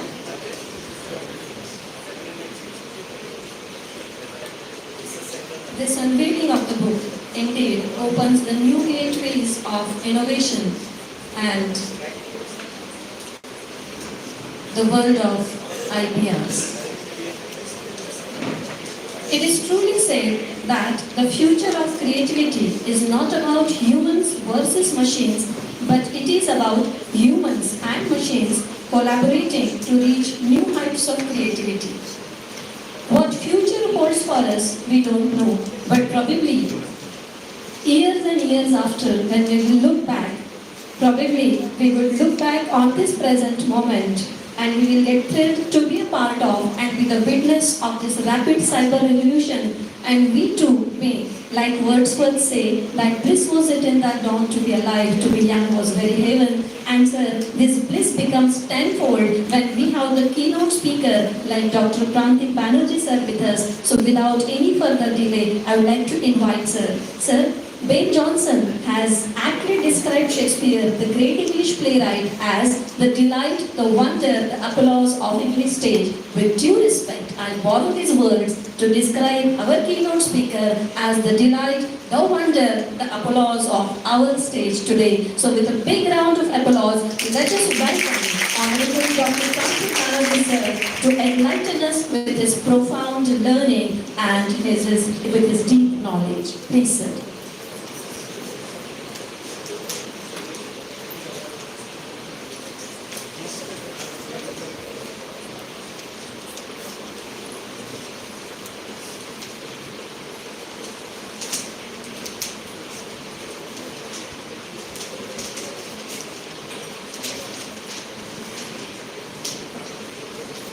So from patents to pizzas, we've already seen what Sarkar sir said about Amrit Manthan. Manthan, as we all know, is a churning of ideas. And in a conference, particularly a multidisciplinary conference, if you're wondering, I'm a teacher of English language and English literature. So when Professor Jagruti and Professor Sunal Chandramatan got in touch with me, in my own head I was wondering how do I justify my presence in a conference which is on intellectual property rights? But then there was another word followed by the conjunction and, which said innovations.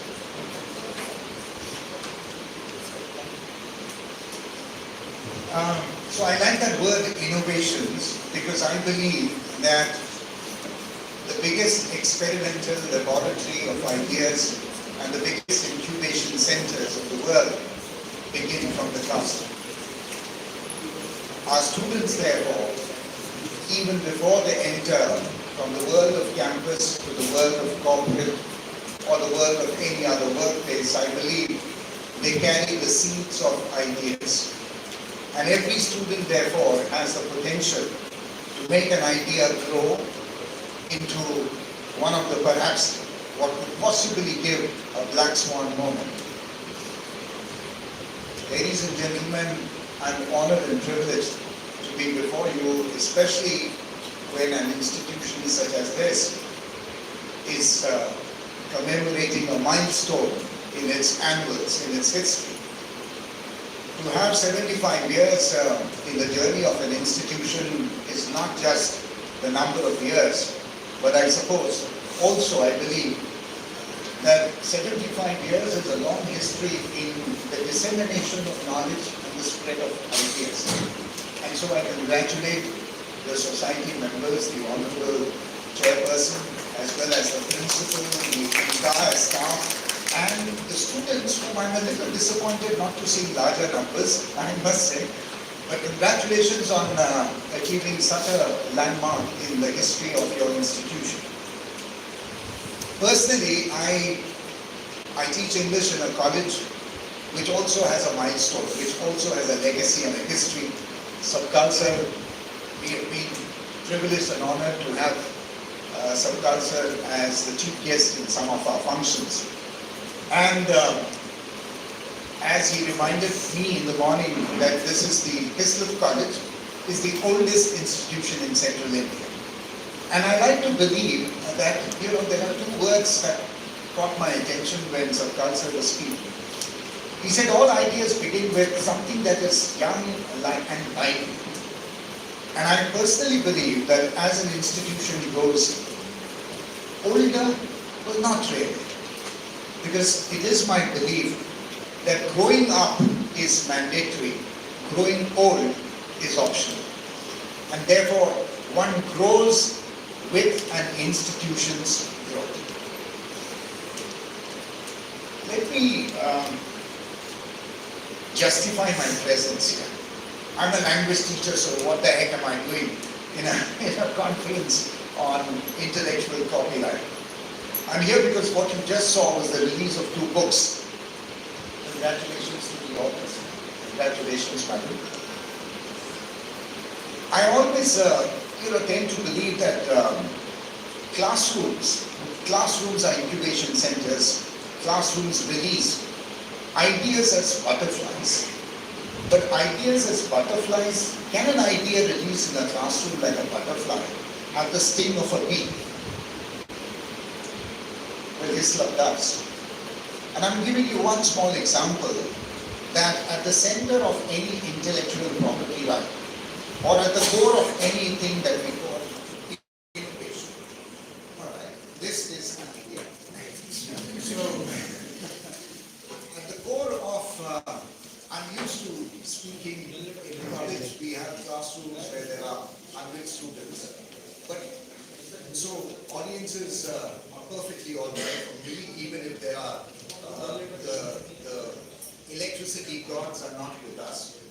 But I also believe that when you invite a teacher and a hardcore teacher to address any conference or any seminar, you take a great risk, a great hazard. Because once a teacher is there before the mic, and perhaps that's the reason why the mic is not working. Once you invite a teacher, and a hardcore teacher or a die-hard teacher, you take the risk of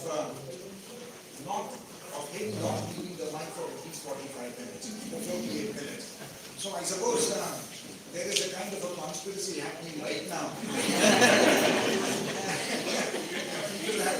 At the precise juncture, at the precise juncture where I was supposed to, where I thought I'm going to begin with the core of my talk. Nevertheless, thank you so much. But I was saying that growing up, I believe, is mandatory, and growing old is optional. I'm going to give you a bit of a history of my own college history to show that before intellectual property right and before innovation, there has to be an idea that must emanate from the classroom. Sometimes, not always classroom. The year was 1852. The year was 1852. No, 1950. The year was 1952. And it was the day of the university football championship match. And the team that lost that day on its own home ground was the Hislop College team. And the reason was that this was a football match where things went a little hard, things became a little physical, especially by the opponent team. The opponent team, incidentally, was the Cornwall College. So after a rather physically bruised match, the Hislop team, which was defeated, the coach of that team was a black American coach named James Dawson. He had come to Hislop, or he had come first to Nagpur, all the way from Nashville, in order to avoid conscription, military conscription. And so when he was here as part of the missionary project, he came and joined Hislop College as a sports instructor and a physical education teacher. On that day, he was the coach of the losing Hislop College team. A week later, the coming Sunday, he took his entire team of 11 or 14 players to Sevagram, to Bapuji's ashram in Sevagram. It was not supposed to be more than just a kind of a outing, a sort of a picnic, to get over the hurt of a defeat. But there were two quotations. There was one quotation that James Lawson, the black American football coach, came across, which was prominently displayed on Bapuji's ashram in Sevagram. And one of which said, be the change that you want to change in this world. He was so influenced by that quotation that he spent the next 2 years reading on and about Gandhiji. And when he went back to the United States, 1956, he went back to the United States, and most of us will know that 1956, this year, a very important event was happening in the history of the United States. The Black Civil Rights Movement was at its peak. It was James Lawson who traveled from Nagpur to Nashville, who met Martin Luther King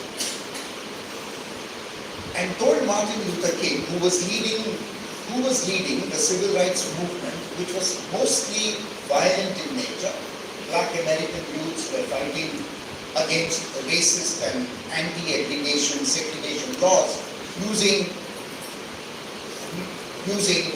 guns, bullets and knives. And it was James Lawson who went to Martin Luther King and said, it's time for the black Americans to know about Gandhi.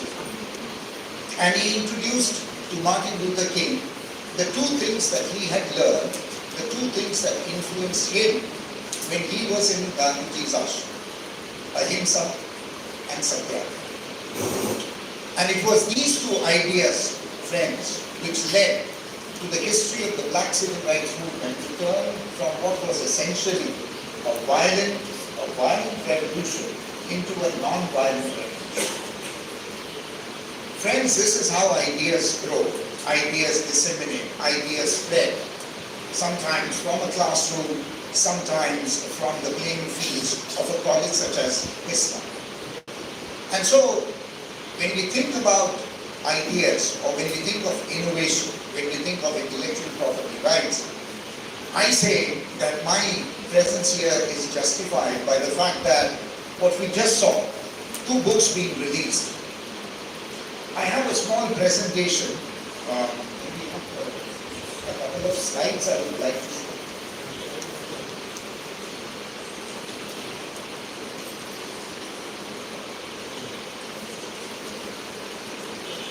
The first slide, please. The first slide.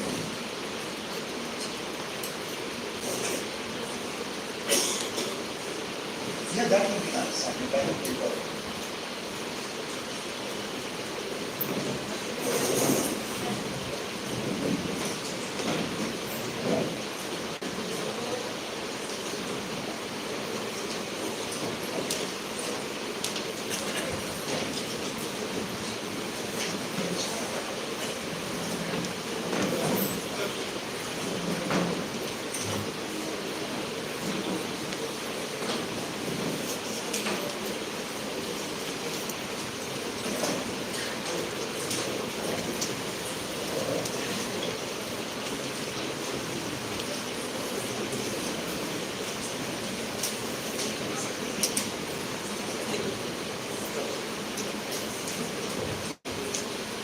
All right, if we are all settled, shall we? Yeah. So it's with a little bit of thought on how should I present my ideas before you? How do we contribute meaningfully to this conference? I thought I'm going to title my talk as How Do Teachers Humanize? And I'm going to take you, I'm going to walk my talk through AI, artificial intelligence. There have been plenty of times where our forefathers, masters of ceremonies have been mentioning artificial intelligence. I love the fact that, the first part of your conference theme is called Navigating the Future. And I don't think it is possible to even think of how do we navigate the future, particularly in the context of academia, if we do not think about the disruptive transformation that artificial intelligence, language learning models, and machine learning has brought about. It has changed the entire ecosystem. What we do in the classroom, what we do in our laboratories, what we are doing currently right now, in the here and now, all of them in some way or the other is connected with artificial intelligence.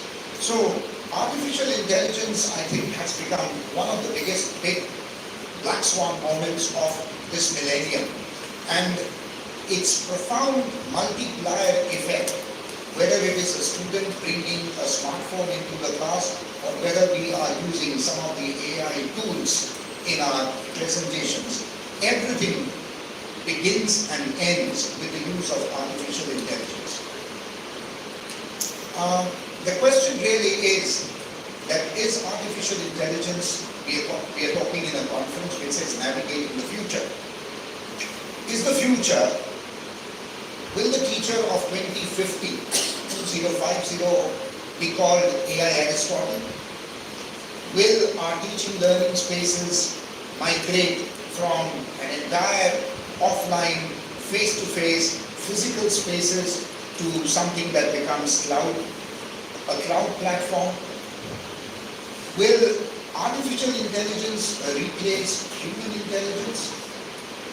But why is it that nobody is even talking about artificial wisdom? Can artificial intelligence have wisdom? These are some of the ethical, these are some of the idea-rich, perhaps, issues that you and I need to discuss in a conference. And I also believe that because it's a conference which says multidisciplinary, I, both as a student and as a teacher, have been a rule breaker.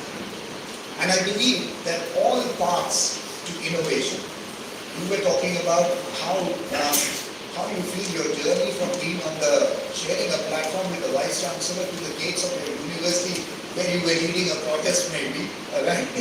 All great things happen, I believe, by breaking a rule, right? Because Vincent van Gogh broke the rules on how a flower should look like. Picasso broke the rules on how a human face should be painted. Louis Pasteur broke the rules on how a disease should be treated. And a Bengali broke the rule on how a Rasgulla should be made. So all things that begin, that transform an idea into a field-altering thing begins with rule breaking. And the word multidisciplinary in a conference such as yours is important because I believe that multidisciplinary is another word for contradisciplinary. And contradisciplinarity is another word for transdisciplinary. Right now in the audience, I believe there are teachers of arts and humanities, there are teachers of commerce. Sarkar sir himself comes from a very, very specialized field of chemistry and chemical engineering. So I believe, that knowledge cannot be confined to silos. And even the National Education Policy of 2020 lays emphasis on breaking boundaries. What kind of boundaries? Disciplinary boundaries. And so, who else but to tell you about intellectual property right than a language teacher? All right, can we move the next slide, please? The next one. Yeah. This is not a selfie moment, or rather not a selfie moment. The reason I purposefully put this slide is, let me quickly ask you, I like to break rules, I don't stand on decorum. So let's break the protocol. Let's break this platform and the stage. the invisible wall of the stage. And I would like to make the session a little interactive, if you don't mind. How many of you have published university textbooks or academic books in the last 2 years? We just saw 2 people do that, right? But how many of you in the room have already published? All right. In the last 2 years? In the last 2 years? All right. Who owns the copyright? Your university or you? Are you sure? All right. Okay. All right. The next question. Does your university have an intellectual property right disclosure? Have you read the rules and regulations, the provisions, the clauses of the University Copyright Act? You must. You must. You must. And that's precisely the reason, you know, in 2023, this book is a recent book of mine. In 2023, when Macmillan Publication published this book, prior to the publication of the book, they gave me an agreement to sign. And what is about agreement, particularly if it is a 14-page agreement in fine print? Certainly not me. So I didn't go through the agreement in fine print. I said, where do I have to sign? I signed. Now I signed on something very interesting. Next slide, please. Next slide. All right. This was, remember, we have signed agreements. I'm sure you've signed agreement. Hariom sir also is a prolific publisher of textbooks and academic books. I'm sure even he has signed. Now there are parties. There are parties to the agreement, which of course means that there is the publisher or the publication as a party, and the author. The author is a party. Not party in that sense. I'm saying as the agents, as the playmakers. When Jandak Madam gave me that invitation to be the keynote speaker, it was for the first time that I went to that document and went through every single page. And I was there, I was quite in for a surprise and sometimes even shocked. I'll tell you why. Okay. Obviously, there is a definition of terms. So there is a definition of author, there is a definition of the text, there is also a definition of what is called trademark, right? There is a definition of fair use, right, which is under intellectual property and copyright. So, as I said, it was an 18-page, and the first thing on the page was, I looked at the definition. How was Macmillan defining me as an author? Now, what you will notice is something very interesting, that after my decease, if I were to pass away from this world, I will of course eventually, right? But when I pass away from this world, who would be the legal custodians? Who would hold the intellectual property right? As authors. Does a book cease with your decease? D-E-C-E-A-S. Forgive me, I'm playing with words. Does a book cease? Does the Copyright Act or your property right over your own book cease to exist, cease to operate after you are no longer in this world? Well, Macmillan specifies who is going to be the successor. The legal custodians of my intellectual property estate. Books are not movable properties, they are not tangible, they are intangible, they are immovable. So, it was interesting for me to see that the author's definition in the Macmillan Agreement defined authors as successors, as successors and permitted assigns. So permitted assigns. Now that word for me, I went back to the Oxford English Dictionary to see what the heck did that word assign mean.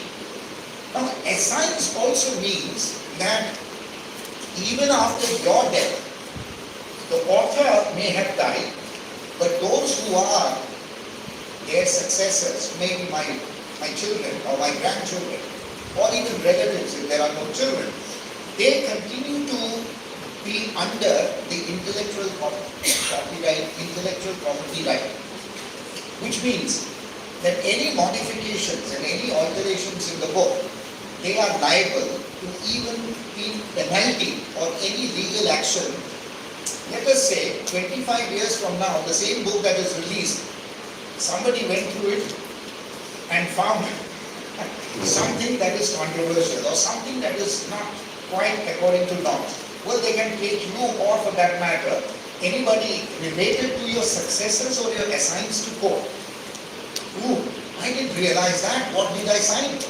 What kind of an agreement did I sign myself into? The next slide, please. So I looked carefully that if you were an author who had published your books in the last 2 years, the word author and the meaning of the word author has changed. Authorship now does not need to be a human author. In other words, every reputed publisher is bringing out an agreement for you and me as human actors or human authors to sign. And should you have collaborated, I'm deliberately using the word collaborated, should you have collaborated and used AI-generated text or content, then there has to be a full disclosure clause in the agreement. And not only do you as an author have to acknowledge, but even your publisher, by intellectual copyright now or law, has to acknowledge that this is a book which is not solely attributed to the author, the human author, but there has been a co-author. And who is the co-author? The unnameable, unknowable, unnameable artificial intelligence. So every reputed publishing house these days is making us sign an agreement where there is a legal proviso that if you are using artificial intelligence generated text, ChatGPT, then you are liable. If you do not acknowledge or attribute, then you are liable to come under any kind of penalty, any kind of legal action for infringement, for your infringement of copyright law. Next slide. Oh, just a minute. Hold on. Please go back. Okay. Yes, forward. Next slide. There is an interesting connection which also justifies, again, my presence here. This is the strange case of what I call Napoleon and Oscar Wilde. I'm a man of literature, my references will be from the literary world. And I believe that some of the most landmark judgments that have shaped, that have redefined intellectual property right, as well as copyright acts, have come from the field of literature, have come from the history of authors and their books. Now this particular example that I give before you is that of it comes from the field of photography. Photography was one of the early professions when the Copyright Act came. And this goes all the way back to 1886. In 1886, a photographer, an American photographer named, not Napoleon Bonaparte, Napoleon Sarony. Napoleon Sarony was a photographer, and Oscar Wilde was a celebrated English author.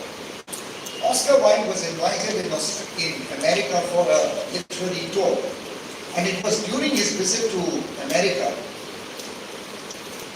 You could say, just to give you why Oscar Wilde was such a celebrity author, you could call him the Shah Rukh Khan then of the SRK of literature of 19th century. Oscar Wilde was known for his very flamboyant writing as well as debonair lifestyle. So when Oscar Wilde was touring America, this photographer named Napoleon Sarony photographed. This is the facsimile of that photograph that I have taken from the internet. Copyright not permitted, but I have, right? And what you will see is it's taken in a studio. Now this is a landmark case in the history of intellectual property right, even though this is a case of photography. Napoleon Sarony's, this photograph of Oscar Wilde was used by several American companies on what they used to call trade cards. They were like visiting cards or business cards then. And this particular photo was used in hundreds and thousands of their trade cards. They used to call it trade cards. When Napoleon Sarony came to know about it, he sued. He took the companies to court. And no matter the The matter went all the way to the US Supreme Court. What was the Supreme Court's verdict? The Supreme Court's verdict was something very interesting.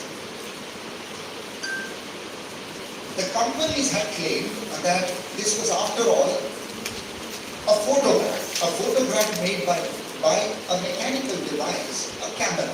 And therefore, if there was no human actor involved in it, if this is just an image created by a mechanical device, then copyright or intellectual property rights should not be allowed. Right? The US court, the US copyright court, in fact, had a different version. They said, yes, it is a photograph. It is the product of a mechanical device. But notice carefully, they say, notice carefully, for example, the posture of the subject. The posture of the subject, the way Oscar Wilde is sitting.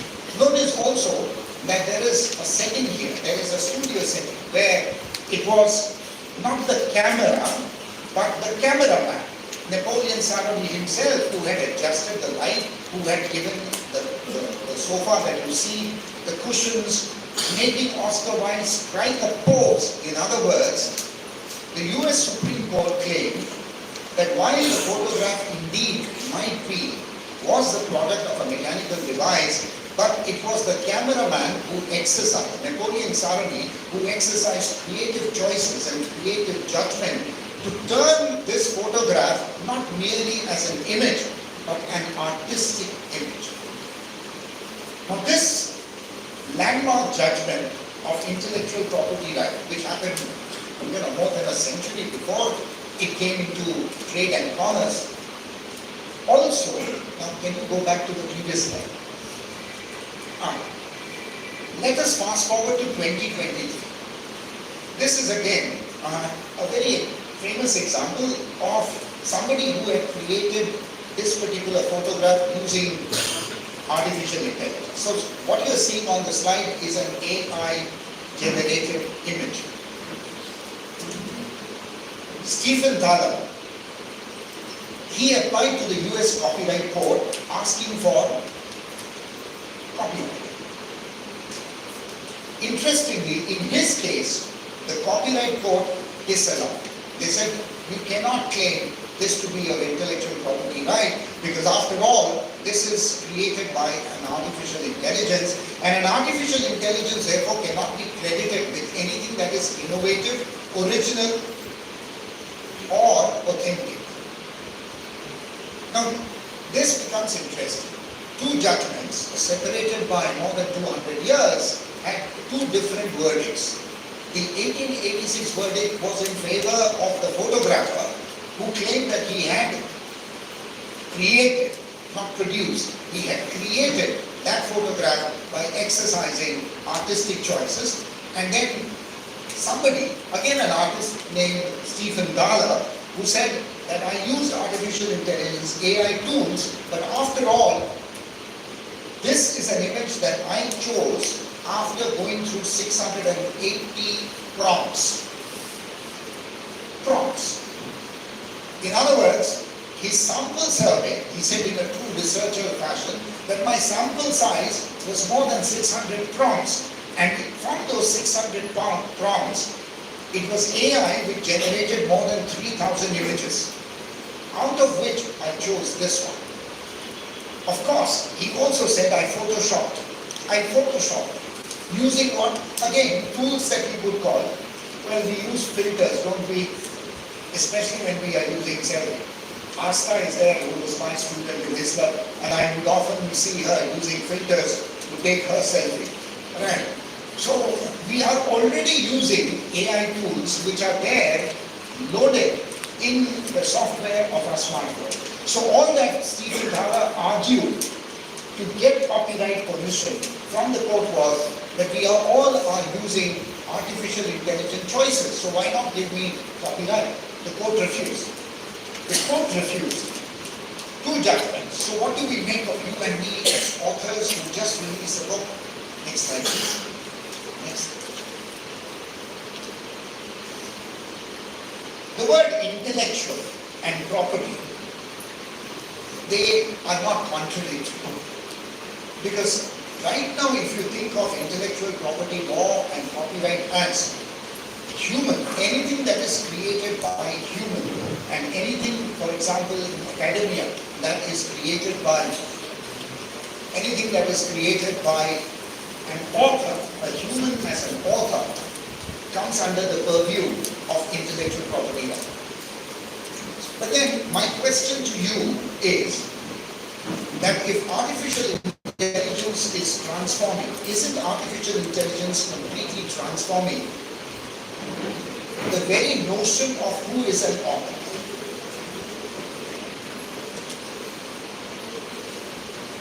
Is there a difference between saying who is an author and what is an author? Yes, there is. Yes, there is. Who is an author? We say who is an author. The minute we say who is an author, we are using a subjective pronoun. I'm bringing grammar into today's context. We are using a subjective pronoun. And the minute we say who, we mean an author in flesh and blood. Because a pronoun, remember, what is a pronoun? A pronoun, back to school. A pronoun is a part of speech that stands for a noun.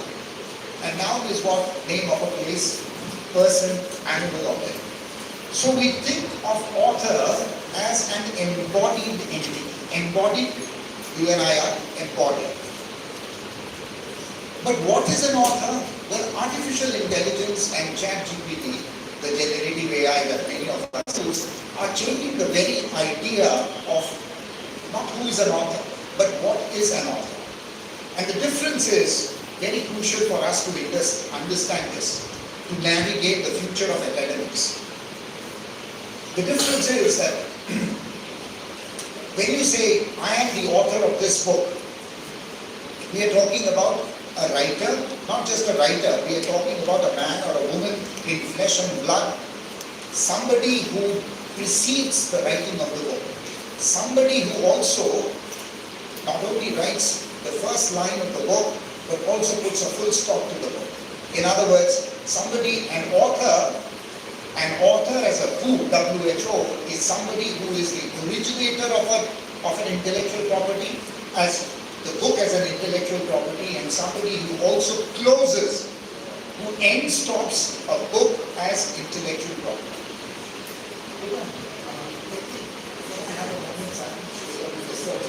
Yeah. So, but what is an author? The minute we say what is an author, the history of Western thought and Western philosophy is also a history of the many ways in which our ideas of author and authorship, text and reader have changed. And I do want to take 5 minutes to bring this to your notice. What is an author in contrast to who is an author? So what is an author? Well, what is an author is just what we saw. What is an author? We are all included in a discourse, in a narrative that just happened a few minutes back with the release of 2 books.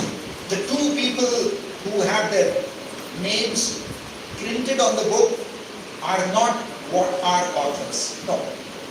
They alone are not what are authors. Each one of us have just participated in a discourse which is called authorship. Which means what? The release of the book. The news item that you will carry, maybe tomorrow, which says 2 books by your name, Principal Sir's name and Chandler Madam's name, are prominent. That news report, that media report will also be a part of what is an author. If you are invited. So authorship therefore is a social, it has become a social construct. Author is a person, but authorship has become a social construct. And it is in this social construct that generative AI is beginning to play, not beginning, it is already playing a very crucial role. Remember, maybe 20 years back we thought a book, what is a book? A book that has a physical or a material history. So, this book is what we call a physical book. Today we call it a P book. Does Does a book release need to have a e-book? Well, no, not really. You can have an e-book. You can have an e-book. You can also have an audio book, which means an unprintable book, a book without any print, where audio becomes the intellectual property. Ideas through voice and voiceover. Isn't it therefore remarkable that the very landscape of intellectual property is beginning to be transformed by AI tools, or what we call generative large language models, LLMs. And if that is so, then even you and I as authors, as teachers and researchers must be extremely cautious and careful in what we are putting out into the public domain, whether it is in your college library, in the class, or in a research journal, or in the form of a book. There is another interesting question I want to ponder, I want you to think about. Can teachers have patents over their lectures? Do teachers have copyright over their lectures or even the presentation? Do I have a copyright on this? No, I'm asking. Do I have a copyright on this?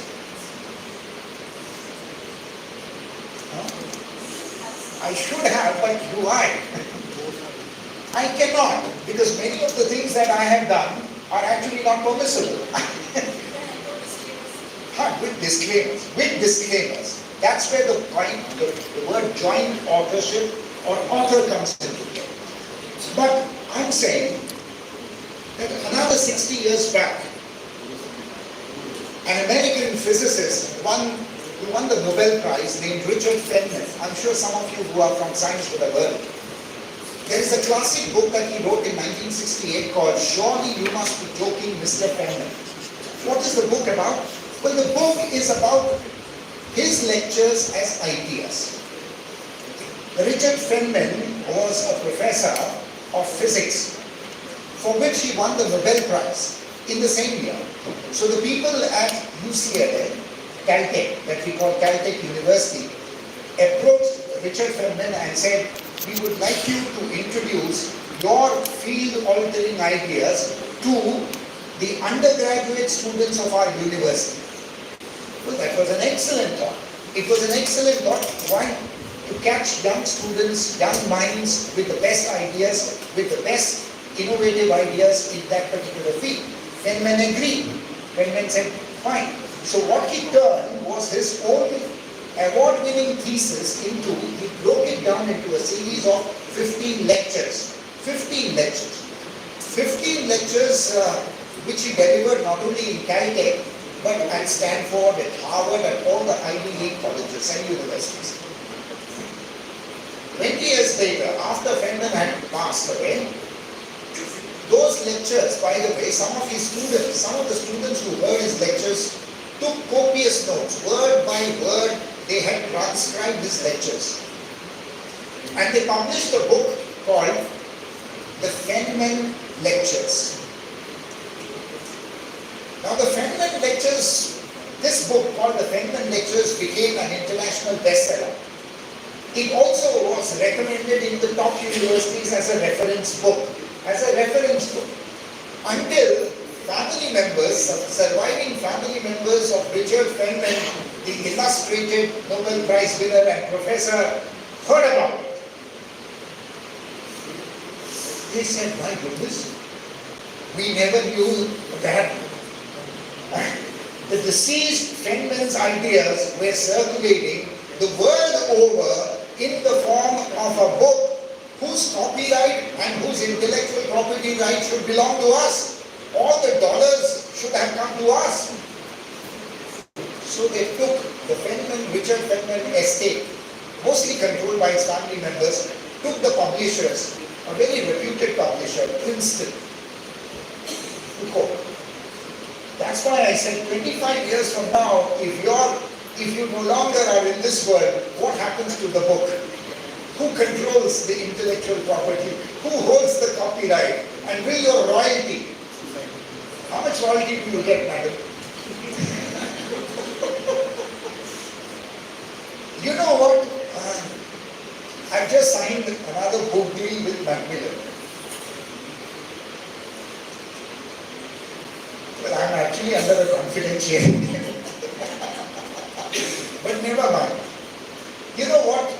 I had to acknowledge that yes, certain matter of the book, I did use collaborate. I used the word generative AI. I said yes, I've collaborated with artificial intelligence. So they said, you know what, sir, then the royalty should be shared. I said, excuse me, the royalty should be shared. So who produced before me the AI generative? Produced before me. Obviously they can't. I mean, can ChatGPT be a person? No. Yes, there is a company, right? There is a company. So said, no sir, we have to cut down your royalty from whatever, this figure to that figure, because now there is a joint office.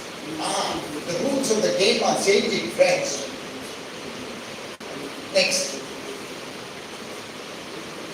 Next please. If the rules of the games are changing, then how do I know what amount of individuality and creativity has gone into your work? I'm talking about individuality and creativity. Earlier, at least in the field of literature, originality, the word originality meant that if a novel, a play or a poem was called original if it was attributed to human genius, if it was attributed to the creation of a human mind. So all those wonderful quotes from Wordsworth to Browning and to Shelley that man have quoted, well, they are copyrighted. They are copyrighted in the sense that the poem is copyrighted, the play is copyrighted, unless of course,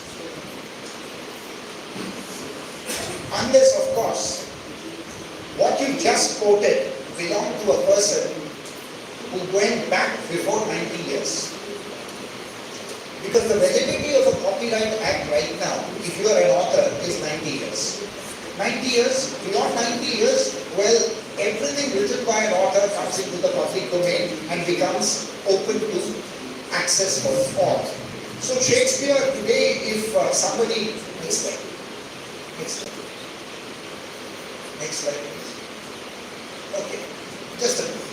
Go back. Today, if I choose to rewrite Shakespeare's play into a novel, I do not have to take permission.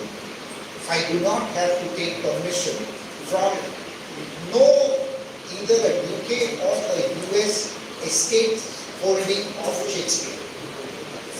I don't have to take permission of the Globe Theatre in order to retell Shakespeare's play into a novel, or even cast one of the characters or any number of characters from Shakespeare's play, whether it is a Hamlet or a Macbeth, and turn them into characters in my book, because they are outside the domain of public imagination or copyright law. Not public imagination, but copyright law.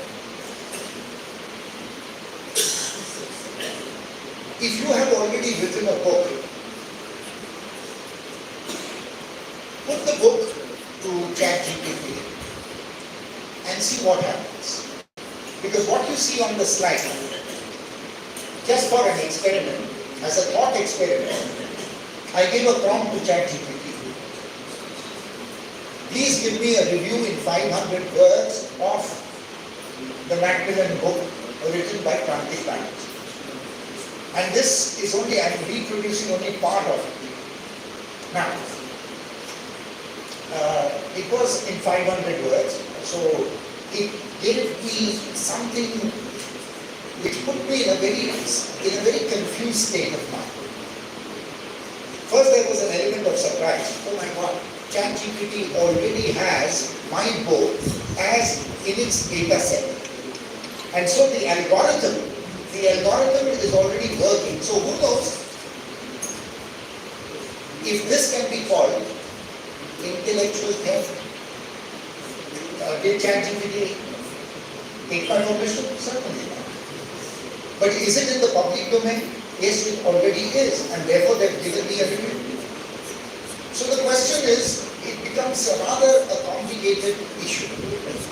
If I've written a book and it is already there in the data set of ChatGPT or any generative AI model, who holds the copyright? Will you be happy or will you be unhappy? No, I'm asking, will you be happy or will you be unhappy? Will you be happy to see that your book, the contents of which you have not allowed, is already in the public domain, and probably some researcher sitting in the United States or in Colombia is already using that content as part of his research without acknowledgement, without citation? Will you be happy or will you be? Alright. Now if you are unhappy, is it not logically within the imagination that is it not possible that every time you took a chunk of text from ChatGPT or any LLM model, that you may have inadvertently already used content that is there without acknowledgement, without citation? So what I am proposing before you for discussion is, do we call ChatGPT an author or the biggest plagiarist? Do we call ourselves authors or do we call ourselves ghostwriters for ChatGPT? Ghostwriters, you know what a ghostwriter is? Is the author there? Therefore, is the author, the who, the author as a living, breathing human being, then is the future of all production and circulation and distribution of content will be controlled by meta companies or metaverse? Will Elon Musk be your publisher without you knowing? Next slide.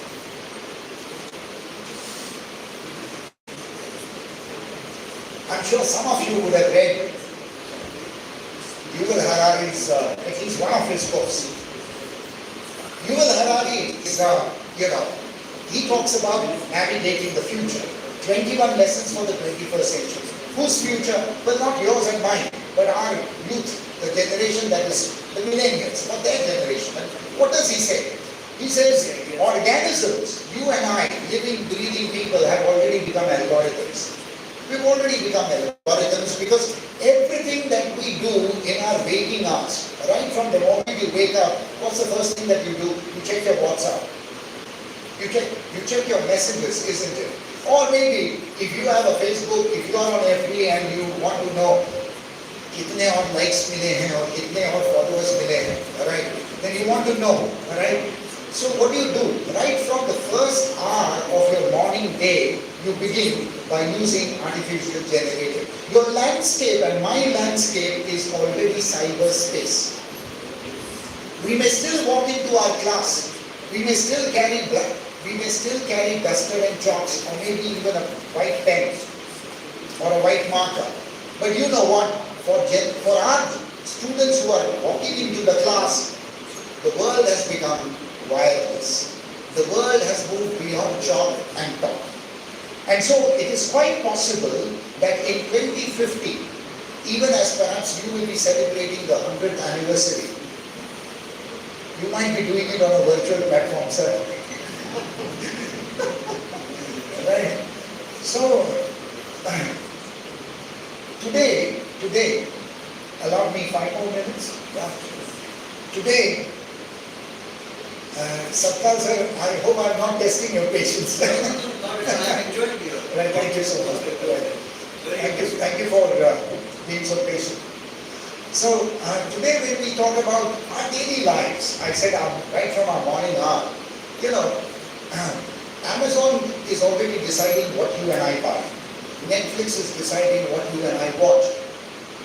Goodread is deciding what you and I will read. And if that is so, isn't it already happening that students are learning what to learn, what to study and where to study, not from you and me, not from teachers, no, from generative AIs, from a data set that is there at the touch of a button or at the end of a cursor. So today, we have, in our most colleges, we have something called an academic counselor. An academic counselor. An academic counselor, what's the counselor's work? The counselor, IQAC coordinator.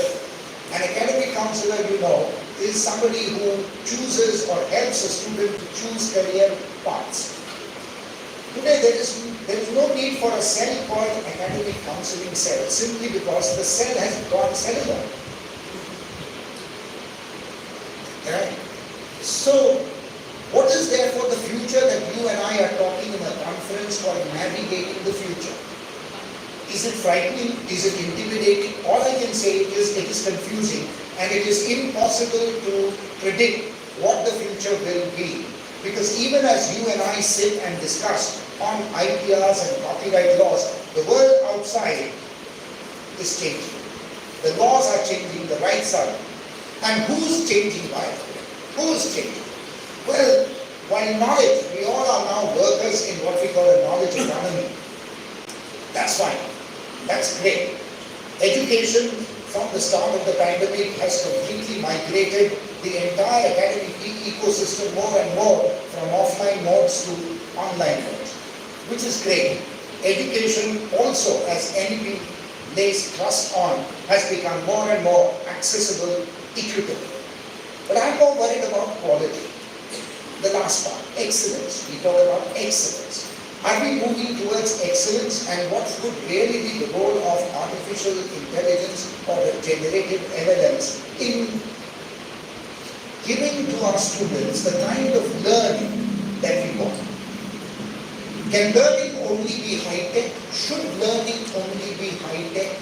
Can we think of artificial intelligence becoming AI Aristotle and take away your job in the classroom? We all know that the narratives are changing and changing every day. I say this and end my presentation to you that technology has always been there with us. I mean, the first tablet, the first script, million years back, was technology. Writing also is a technology. Writing, the simple act of putting pen to paper, is technology. But I think artificial intelligence can never replace human intelligence for the simple reason that AI Aristotle can customize learning. AI Aristotle, if something happens, AI Aristotle also can give the entire learning experience to students at different levels of outcomes. So AI can give high-tech in many different ways, which is welcome. But the one thing that AI cannot give, it can give high-tech, but it cannot give high-touch. And high-touch, friends, is what you and I, as teachers, do in the classroom. Because high touch is the ability by which we give to our students things as simple as understanding, compassion, and empathy. So the way forward for artificial intelligence begins and ends with human intelligence. Thank you so much. This beautiful feast on AI, where every head which is sitting here literally started pondering on the questions which Sir has recently fitted in everybody's head, definitely deserves another round of applause. A big round of applause again for thank you, sir. As well, sir, your presence here has added the prestige to this event, and we are privileged to have you with us in person with your expertise, vision, and remarkable contribution that now has a profound and impact in human #AIzing and boasting AI. Definitely, sir, AI is boasting everywhere. We hear that people will lose their jobs because of AI. But I, with a disclaimer, quote this that I recently read in a book called AI Snake Oil that use AI before it uses you. I will summarize this for your lecture, and thank you so much, sir, for being here and taking efforts to guide us through this journey of IPR. Thank you so very much. Thank you, sir. It is true to say that AI can write stories. AI cannot have the human touch, the human imagination, the empathy and compassion and the blessings that we receive from our elders. Our institution, our society is making progress each passing day by the vision of our magnanimous management. So here, I request our President, Honorable Shri Vasankumarji Mahavidyalaya sir, to bless us with his presidential address.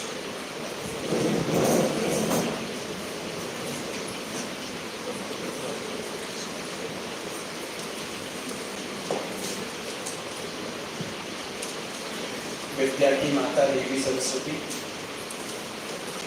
आदरणीय श्री राय बहादुर गणेशदास जी राठी, परम पूज्य संत श्री गांधी महाराज, आदरणीय मंच और इस सभागृह में उपस्थित सभी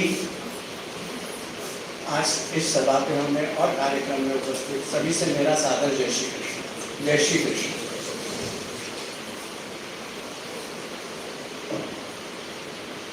I welcome you all to our conference on intellectual property rights and AI, most sought after topics today.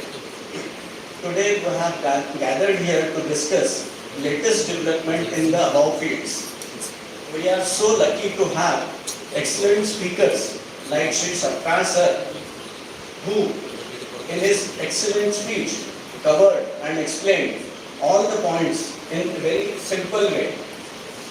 For people like me, I was not very much aware with the details of intellectual property rights, but after listening to his speech, my ideas became very clear.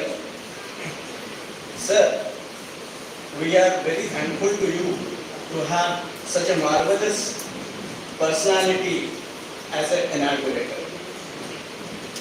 Likewise, all our other speakers were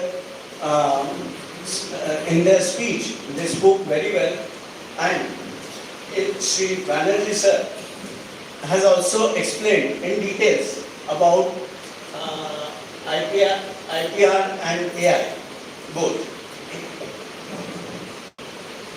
Sir, this year we are celebrating a big milestone, that is a platinum jubilee, our society's 75th year. We have come long way with our mission of Tamoso Ma Jyotirgamaya.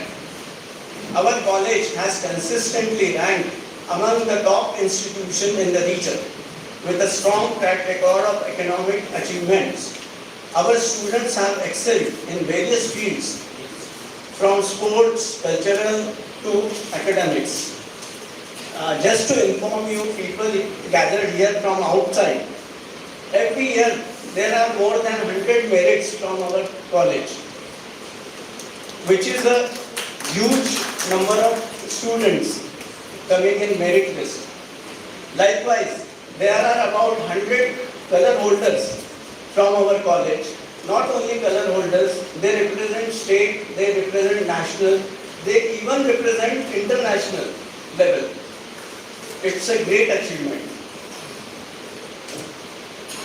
Sir, we have started converting our library into e-library, and we have a staff of about 30 lecturers and professors, they all are PhD holders.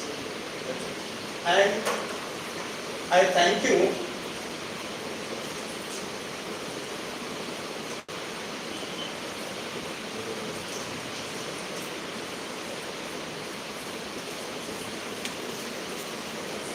And I wish to tell you that recently, about 2-3 years back, we have started research department, and there are 35 students who have got PhD.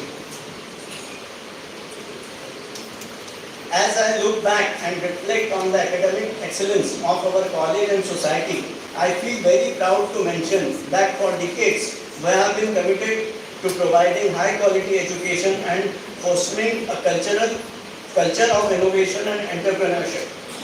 Our society has also played a vital role in promoting education and research in the community. We have established scholarships and other initiatives to support students and scholars.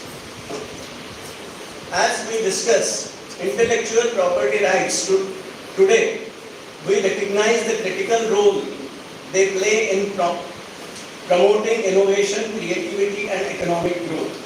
IPRs protect the rights of creators, inventors, and innovators, allowing them to benefit from their work and investment.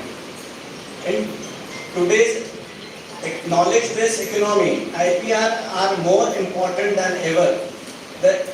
They encourage innovation, entrepreneurship, and competition, making economic growth faster and improving lives. However, IPR also present challenges such as balancing the rights of creators with the needs of society. The issue to access and affordability, piracy, and copying must be tackled in time to prevent further harm. Through this conference, we aim to explore these issues, share knowledge on topics to open new ways in front of humanity to make progress as well as to remain safe. We hope to inspire new ideas, solutions, and strategies from promoting innovation and protecting IPRs.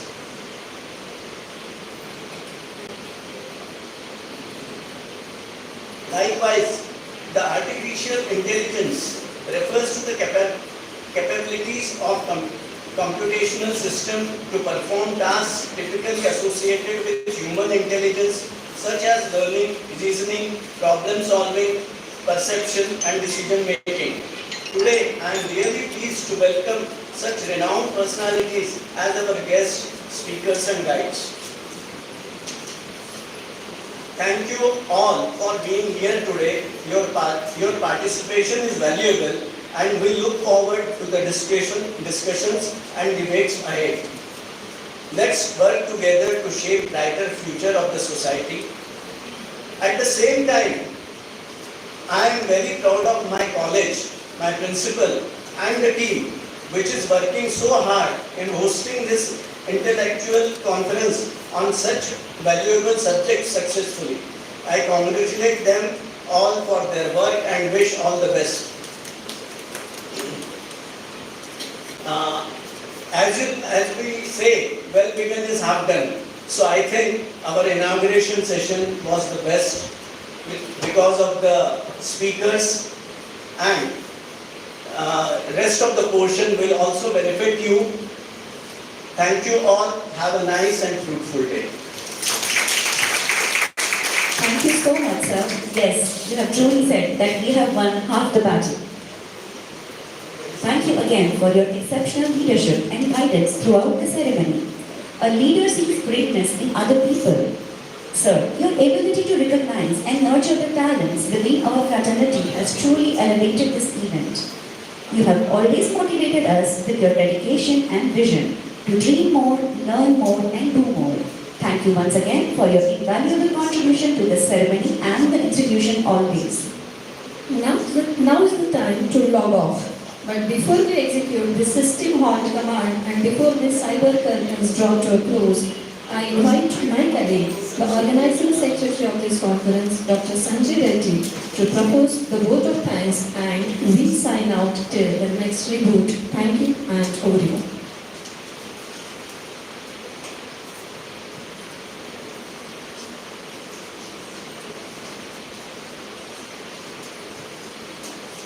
Good afternoon. I am very much happy to stand in front of you to propose a vote of thanks for this inaugural session. We, as an institution, always try to do something new, and this particular international conference is the thing. But one step ahead, what we did last year, we had another international conference, Chicago, in the same month of March. This year, as our Honorable President Sir, Dr.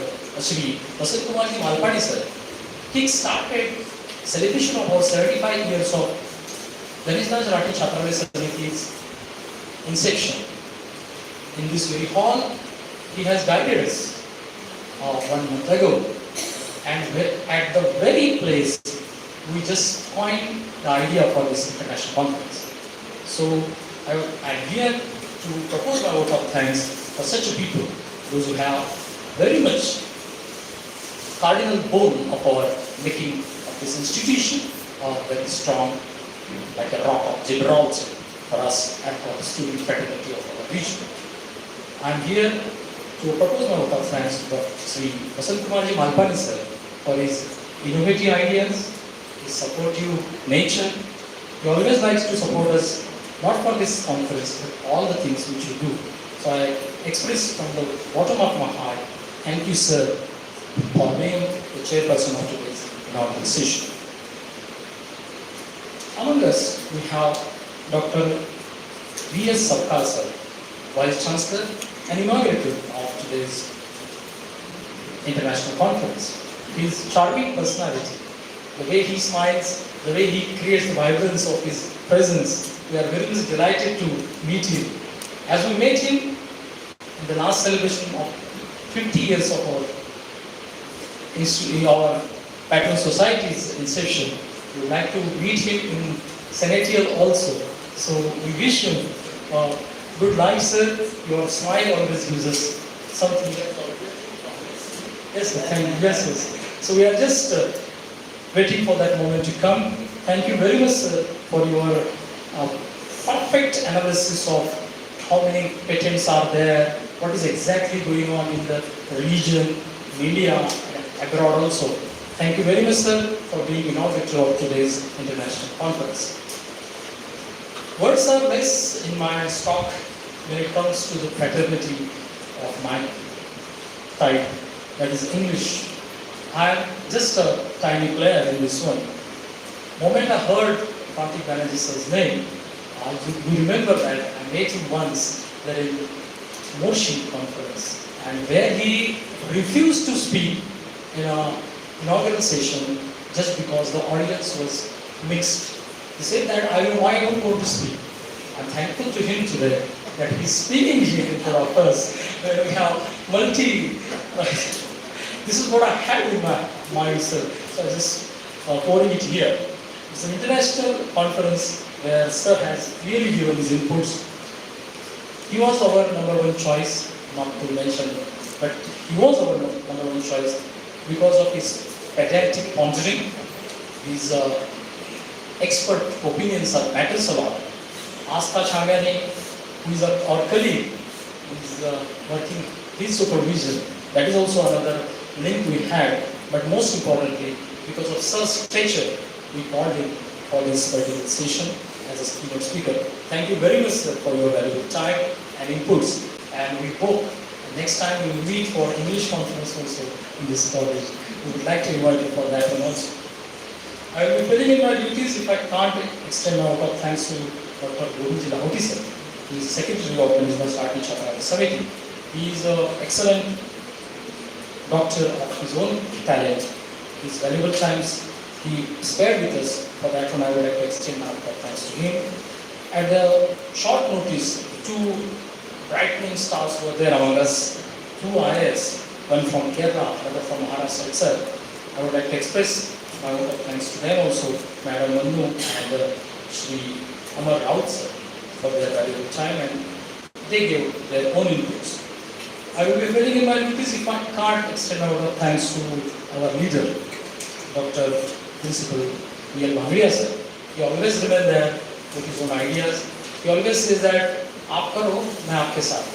That is his boost we always get. He gives us a free hand. Because of that one, we can make whatever is possible. One of those is in front of you, this international conference. I am very much thankful to him, and he is the one who always like to inspire us. So next inspiration is around the corner that he is going to give us after this international conference. So thank you very much, sir, for your boosting. Dr. S.S. Chandler, who is really the person behind this making possible?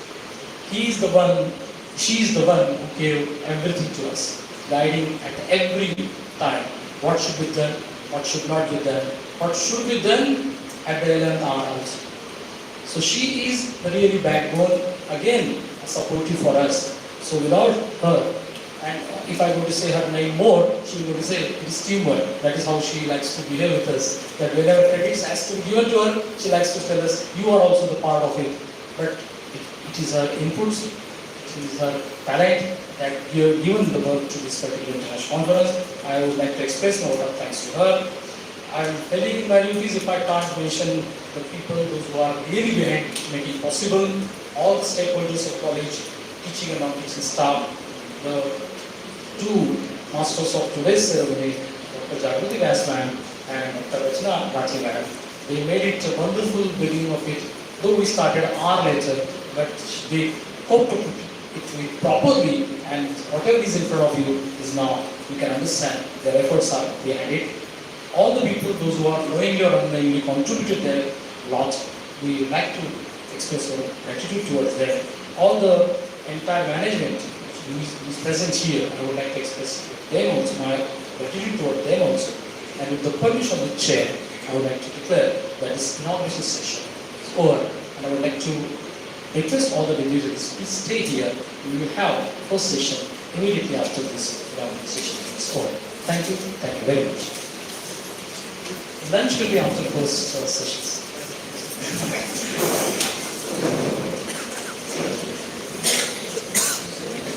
I would like to invite Dr. Tiwari madam and Dr. Ratira Ladda madam. Please come.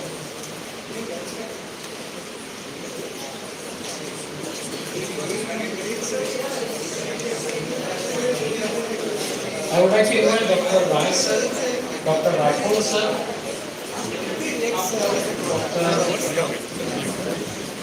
Order madam. Okay madam.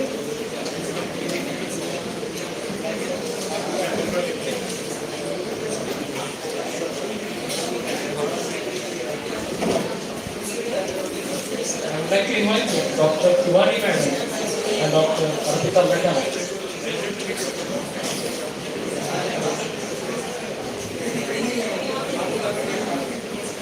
चालू आहे.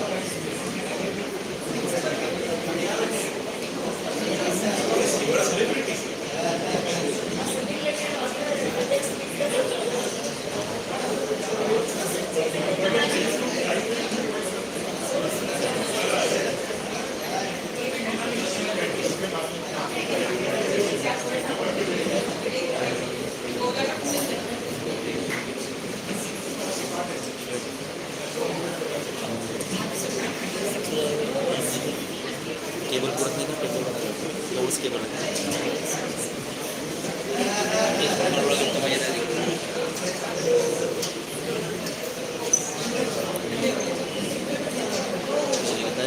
बंद करू का आता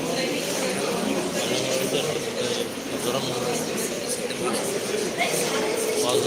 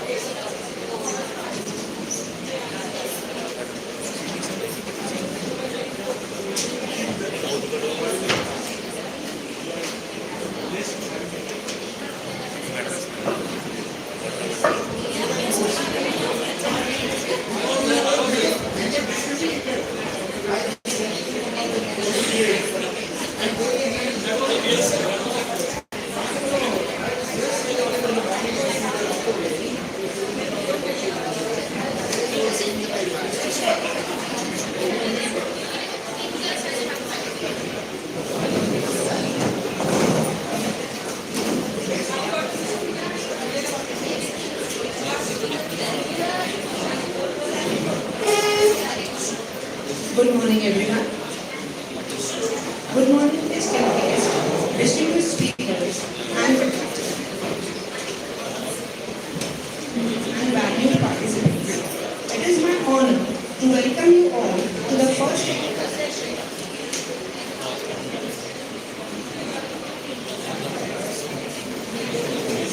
We will start the first technical session in 2 minutes.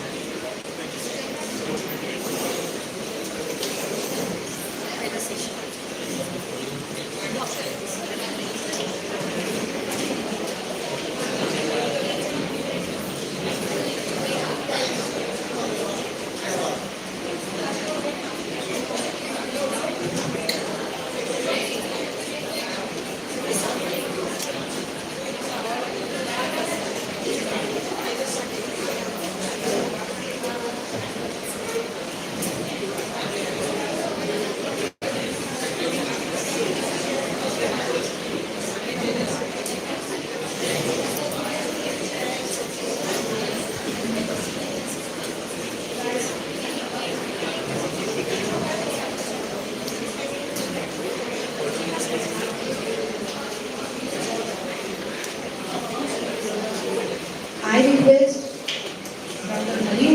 Sir, Advocate Swapnil Kavalji sir, and Dr. Pallavi Mandapur madam to take their seat on the dais. I request Dr. Hariom Punyani sir, Advocate Swapnil Kavalji sir, and Dr. Pallavi Mandapur madam to take their seat on the dais.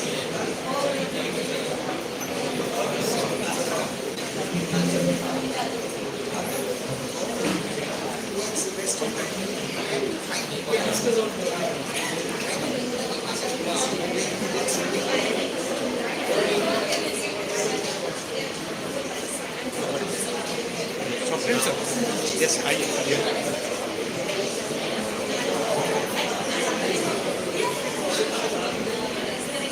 request Dr. Hariom Punyani sir, Advocate Swapnil Kavalji sir, and Dr. Pallavi Mandapur madam to take their seats on the dais.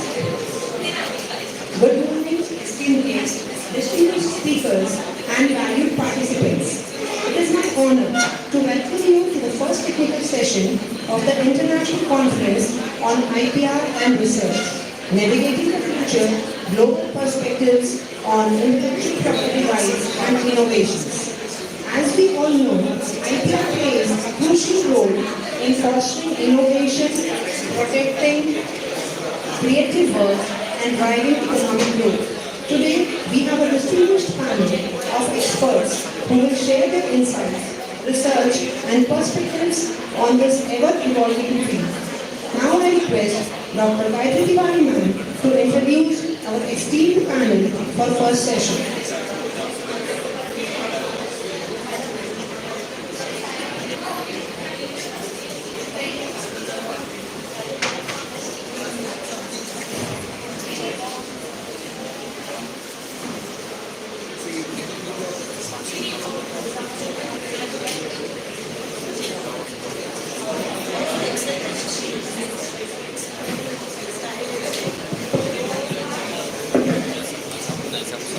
A very warm good afternoon and welcome to all the dignitaries on the dais and on the ground.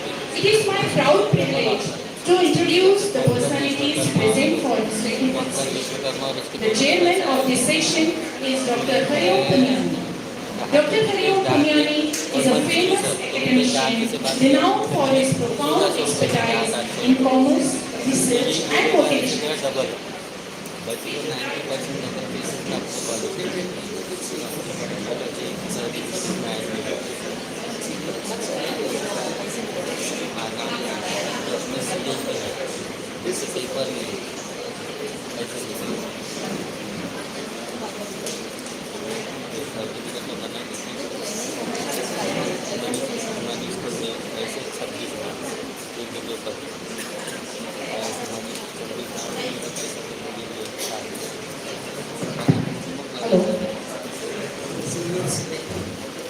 With a bright academic background, including a PhD in Commerce, MA in Economics, and PG degree, he has amassed over 20 years of teaching experience guiding students in various commerce-related subjects. As the head of the Department of Commerce at Hislop College since 2017 and Training and Placement Officer since 2012, Dr. Punyani has proved excellent leadership and mentorship. His research skills are evident in his impressive publication record with 20 research papers in esteemed journal, 9 authored and co-authored books, and 19 conference presentations. A testament to his academic excellence, Dr. Punyani was awarded the Best Paper Award at an international conference in 2021. Beyond his academic accomplishment, he has shouldered various institutional responsibilities, including serving as Nodal Officer for NEP 2020 and contributing to the Internal Quality Assurance Cell. I request Gupta sir to welcome Dr. Hariom Punyani sir with shawl, shriffle, memento and bouquet.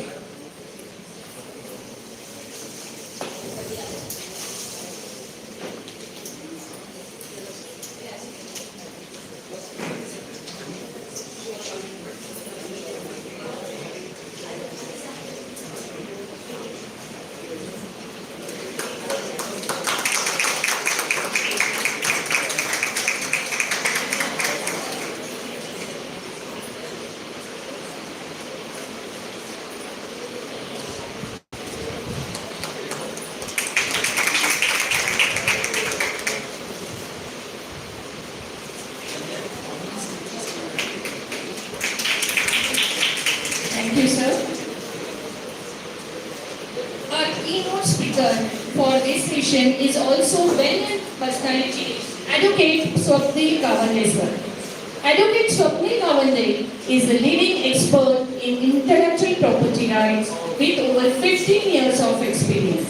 He is the founder and director of BLI Consultancy Private Limited, one of India's top IT law firms.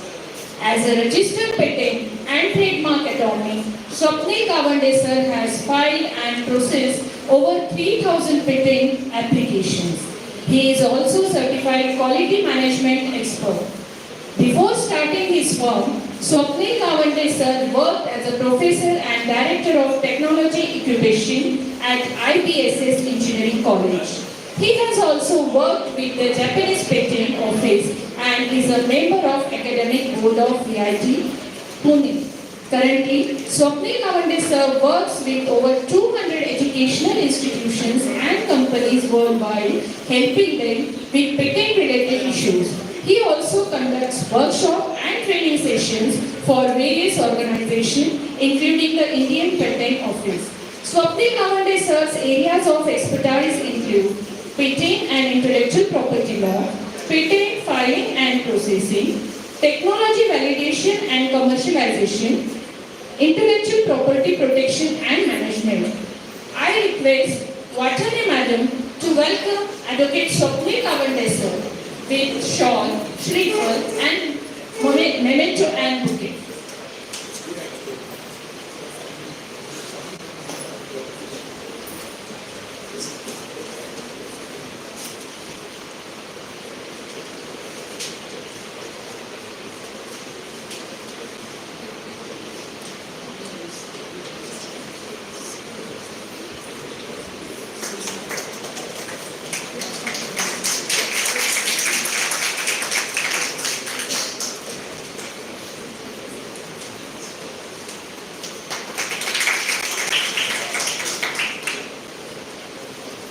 Thank you, ma'am.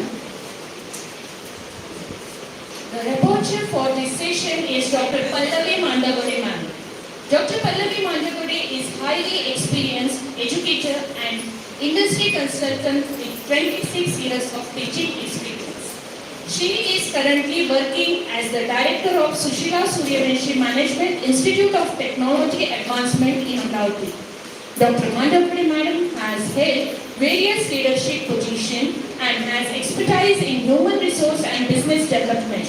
She has received an international patent for innovation in management and has published many research papers in reputed journals. Dr. Mandavade ma'am is certified soft skill trainer, motivational speaker, and corporate trainer. She has delivered training sessions for various industries and institutions. She has been the resource person at many places like Santa Gadge Baba Amravati University on topics such as emotional intelligence, work culture, and brand management. Certified soft skill trainer and speaker at various institutions. Guide for ICAI course in Amravati. Delivered corporate training for all levels from managing directors to shop floor employees. Executive member in Amravati Management Association and Chamber of Commerce, Amravati. She is president of Garima Foundation. Life member of Indian Commerce Association and Bombay Arts Society, Mumbai. Dr. Pallavi Mandavade is pioneer in education and industry consultancy, committed to shaping future leaders and fostering academic excellence. I request Dr. Mantri Madam to welcome Dr. Pallavi Mandavade Madam with shawl, Shrifal, memento and bouquet.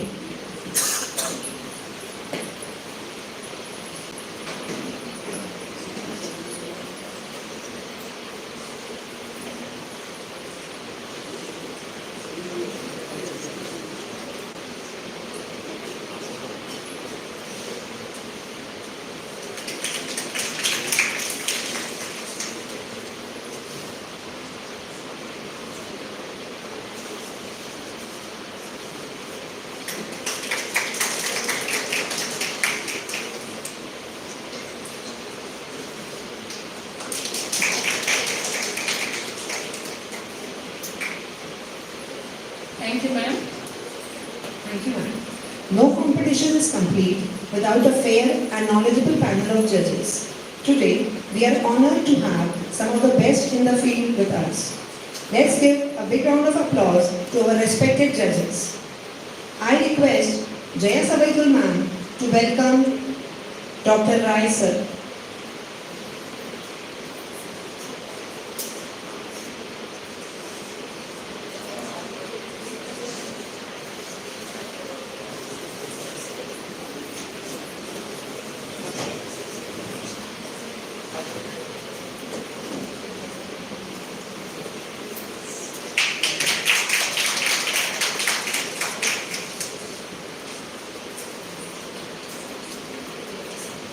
Thank you, ma'am. I now request Dr. Prasad sir to welcome Dr. Vyas madam.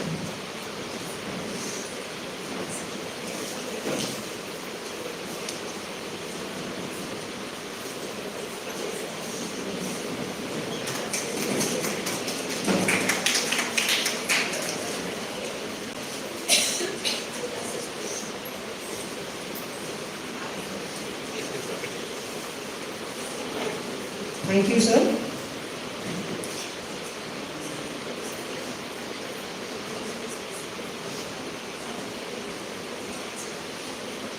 I now request Jain sir to please welcome Dr. Harne sir.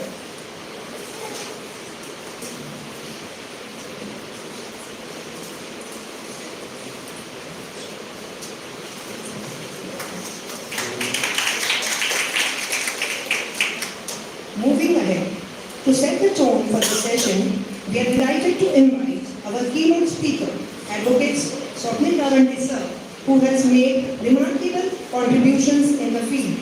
With his wealth of experience and knowledge, we are sure to gain valuable insights. Let's give a warm round of applause.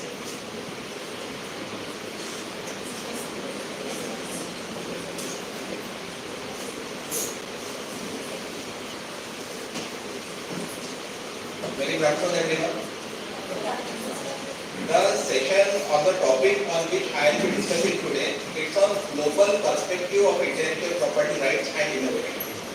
When exactly we talk about this concept of intellectual property rights and innovation, first of all, we will start with a phrase whose name came in previous session also, and that person's name is George Billings.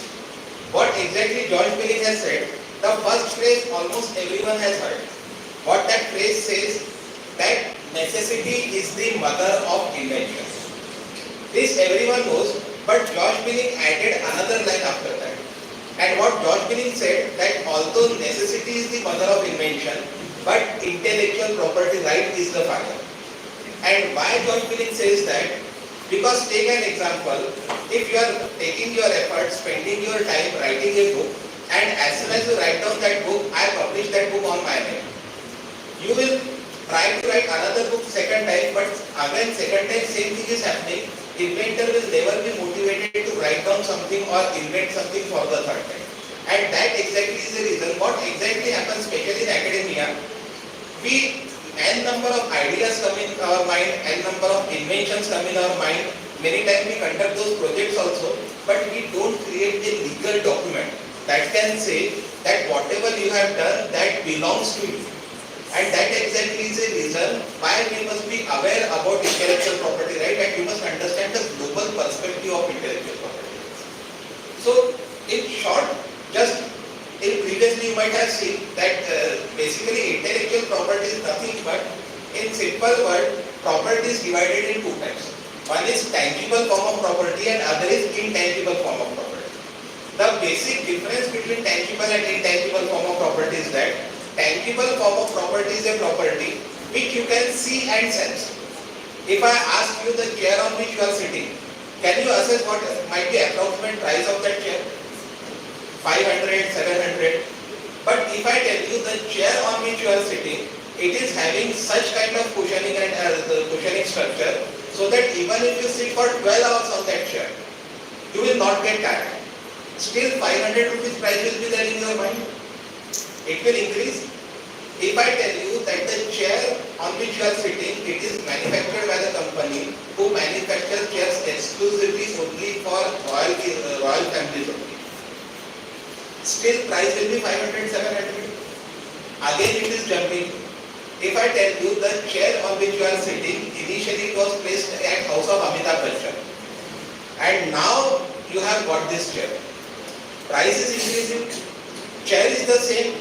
Initially when I asked you that chair on which you are sitting, you assess 500, 1000 rupees. Chair is same. I have not changed anything in the chair. But when I am adding these things, immediately price in your mind, 500, 5000, 15,000, 50,000, 5 lakh, it is jumping. Why it is jumping? Only because this intangible form of property. And when we talk about this intangible form of property, intellectual property is part of this intangible or invisible form of property. Intellectual property is nothing but any property which you create using your intellect. Any property in whose construction your brain is the primary tool is called as intellectual property. Like if I want to write a book, I need paper, I need pen, but most important thing is I need to apply my intellect, my brain to write down on that paper at time. So primary property will be my brain, my thoughts, my ideas, which I am bringing down on that paper. So that exactly is intellectual property, and this intellectual property is basically divided in two types. One is industrial property and other is artistic one. Under industrial property, again multiple types of properties come: patent, trademark, industrial design, geographical indication, and under artistic work only one property comes, that is copyright. Many times what happens, if I am from arts or commerce background, I concentrate solely on copyright कि मेरा तो बाकी कुछ हो नहीं सकता, I will only file copyright application. If I am from science or engineering background, I will think copyright is useless, I must go for patent only. But we need to understand these different properties protect your invention into multiple different aspects. And a person must be aware about all the aspects. In simple words, whenever you are inventing anything, and if you want to protect your invention, the only option available is patent. If you have conducted some research, after conducting research, you are publishing that research in a Scopus journal research paper. People say कि Scopus journal में मेरे नाम से publish हो गया, उसका मतलब I am getting the credit, but actually we need to understand what exactly is getting protected when we are publishing a book or when we are publishing a research paper. A research paper or book will provide you protection only on the way in which you have written that research paper. Your language is getting protected by that in the research paper or book, but what exactly idea which is there, that idea will never get protected by that. So that is the basic difference between patent and copyright. So whenever we are talking about anything, we must look at our idea into multiple aspects. If there is some kind of invention, I need to protect it by way of patent application. The way in which I have written, I have made drawings and diagrams, I need to protect protected by the corporate application. If my product looks different, that shape structure of that product is to be protected by the industrial design application. If I have given some innovative name to my product or my idea, that name can never be protected by any other type of intellectual property. That name is only to be protected by the trademark application. So, and we will see what impact these things create when you merge this thing into any single product.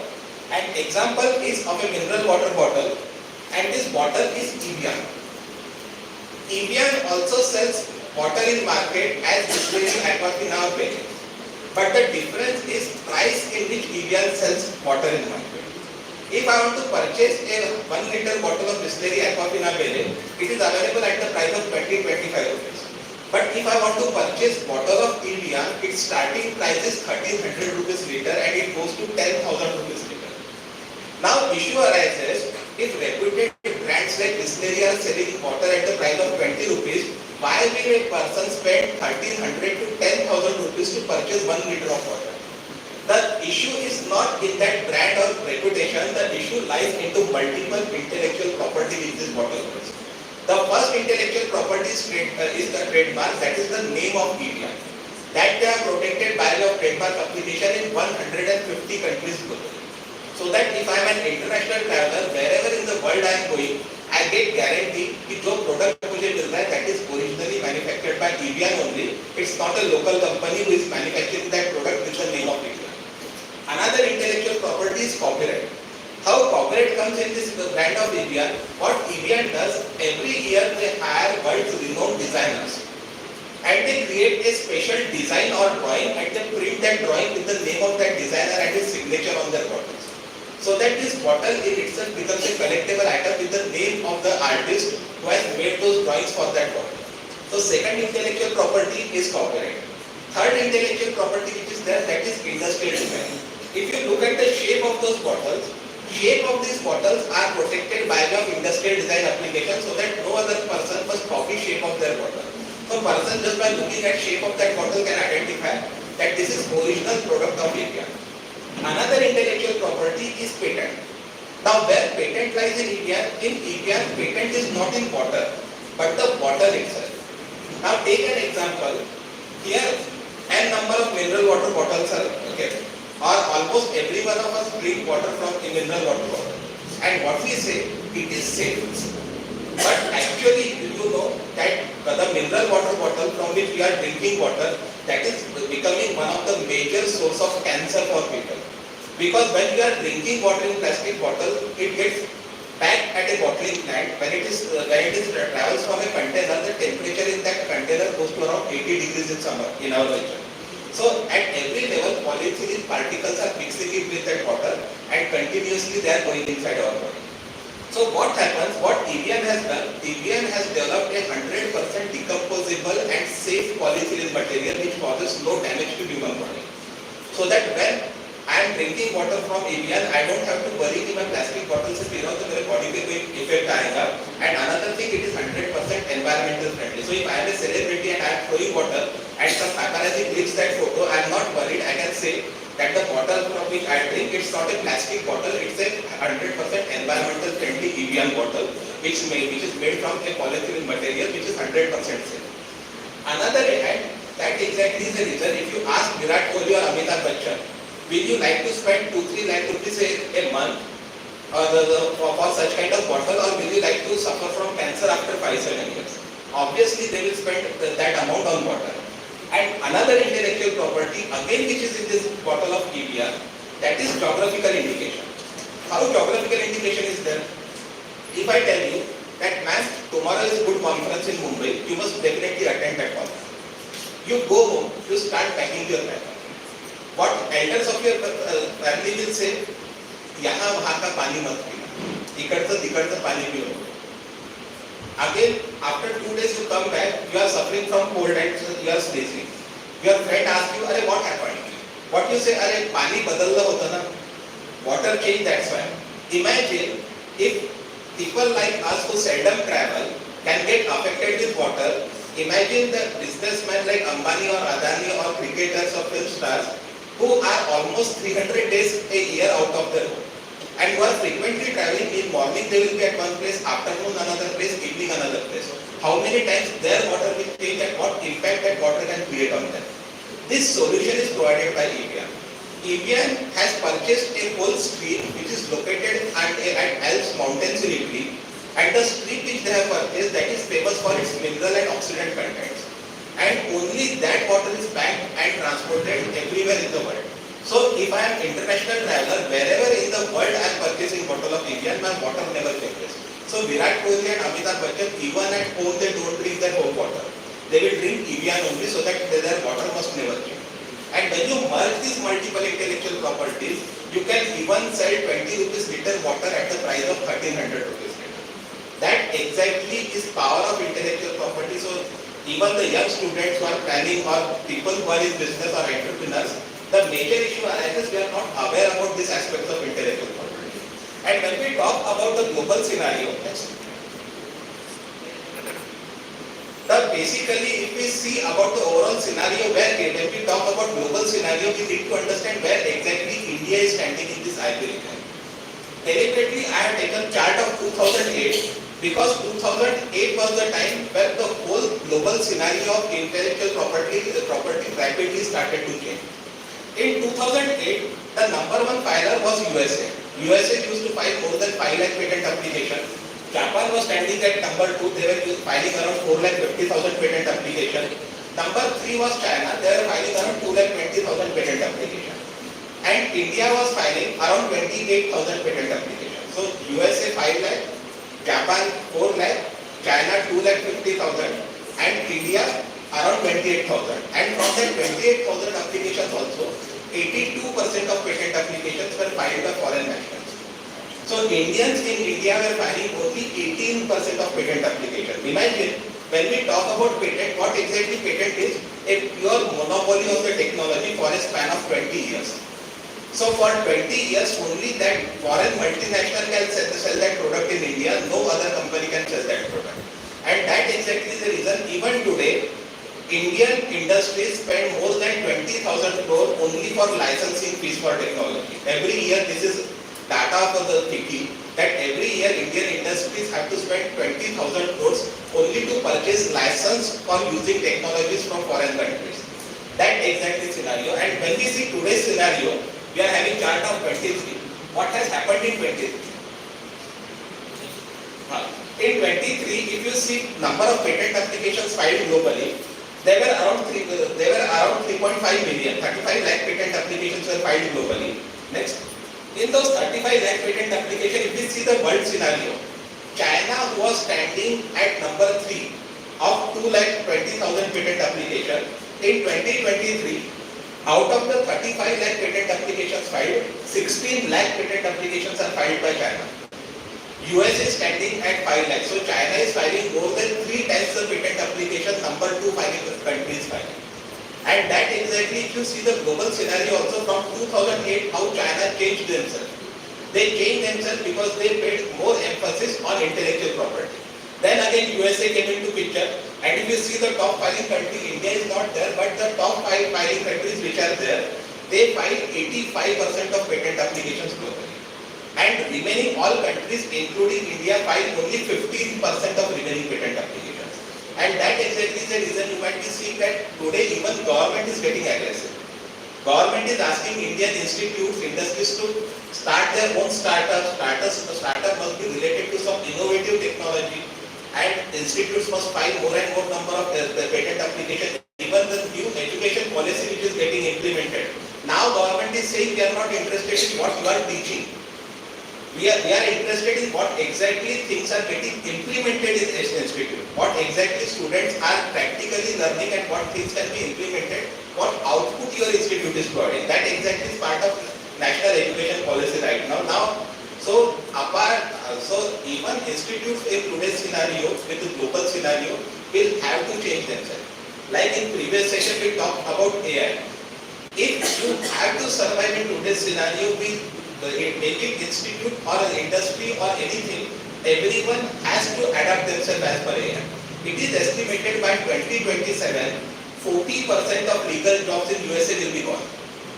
40% of advocates in USA will will have no job only because of AI. Even today in our office when we started to apply the AI, we took subscription of AI. Around presently the system which is supporting us, one person can work as a person for 4 people. So initially when I started my drafting of patent applications in 2008, it used to take me 2 days to draft one patent application. And after getting experience, after 5-6 years, I can draft patent application in 3-4 hours. But today when a new recruit joins me at my office, after 2 months, we draft patent application in hardly 1 hour. So that exactly is the difference. When I reached the experience of 6 years and I reduced the time to 3 hours, my newly formed recruit is reducing time to 1 hour just in 1 month. Just because of the advanced tools which are available, which are supporting in today's scenario. So if we are left behind, nothing can support. Even if I take my personal experience about the development in technology, in 2008 to 2013, most of the patent applications which used to come to us were from mechanical engineering background. Then after that, from 2013, suddenly electronics and telecommunication applications started to come.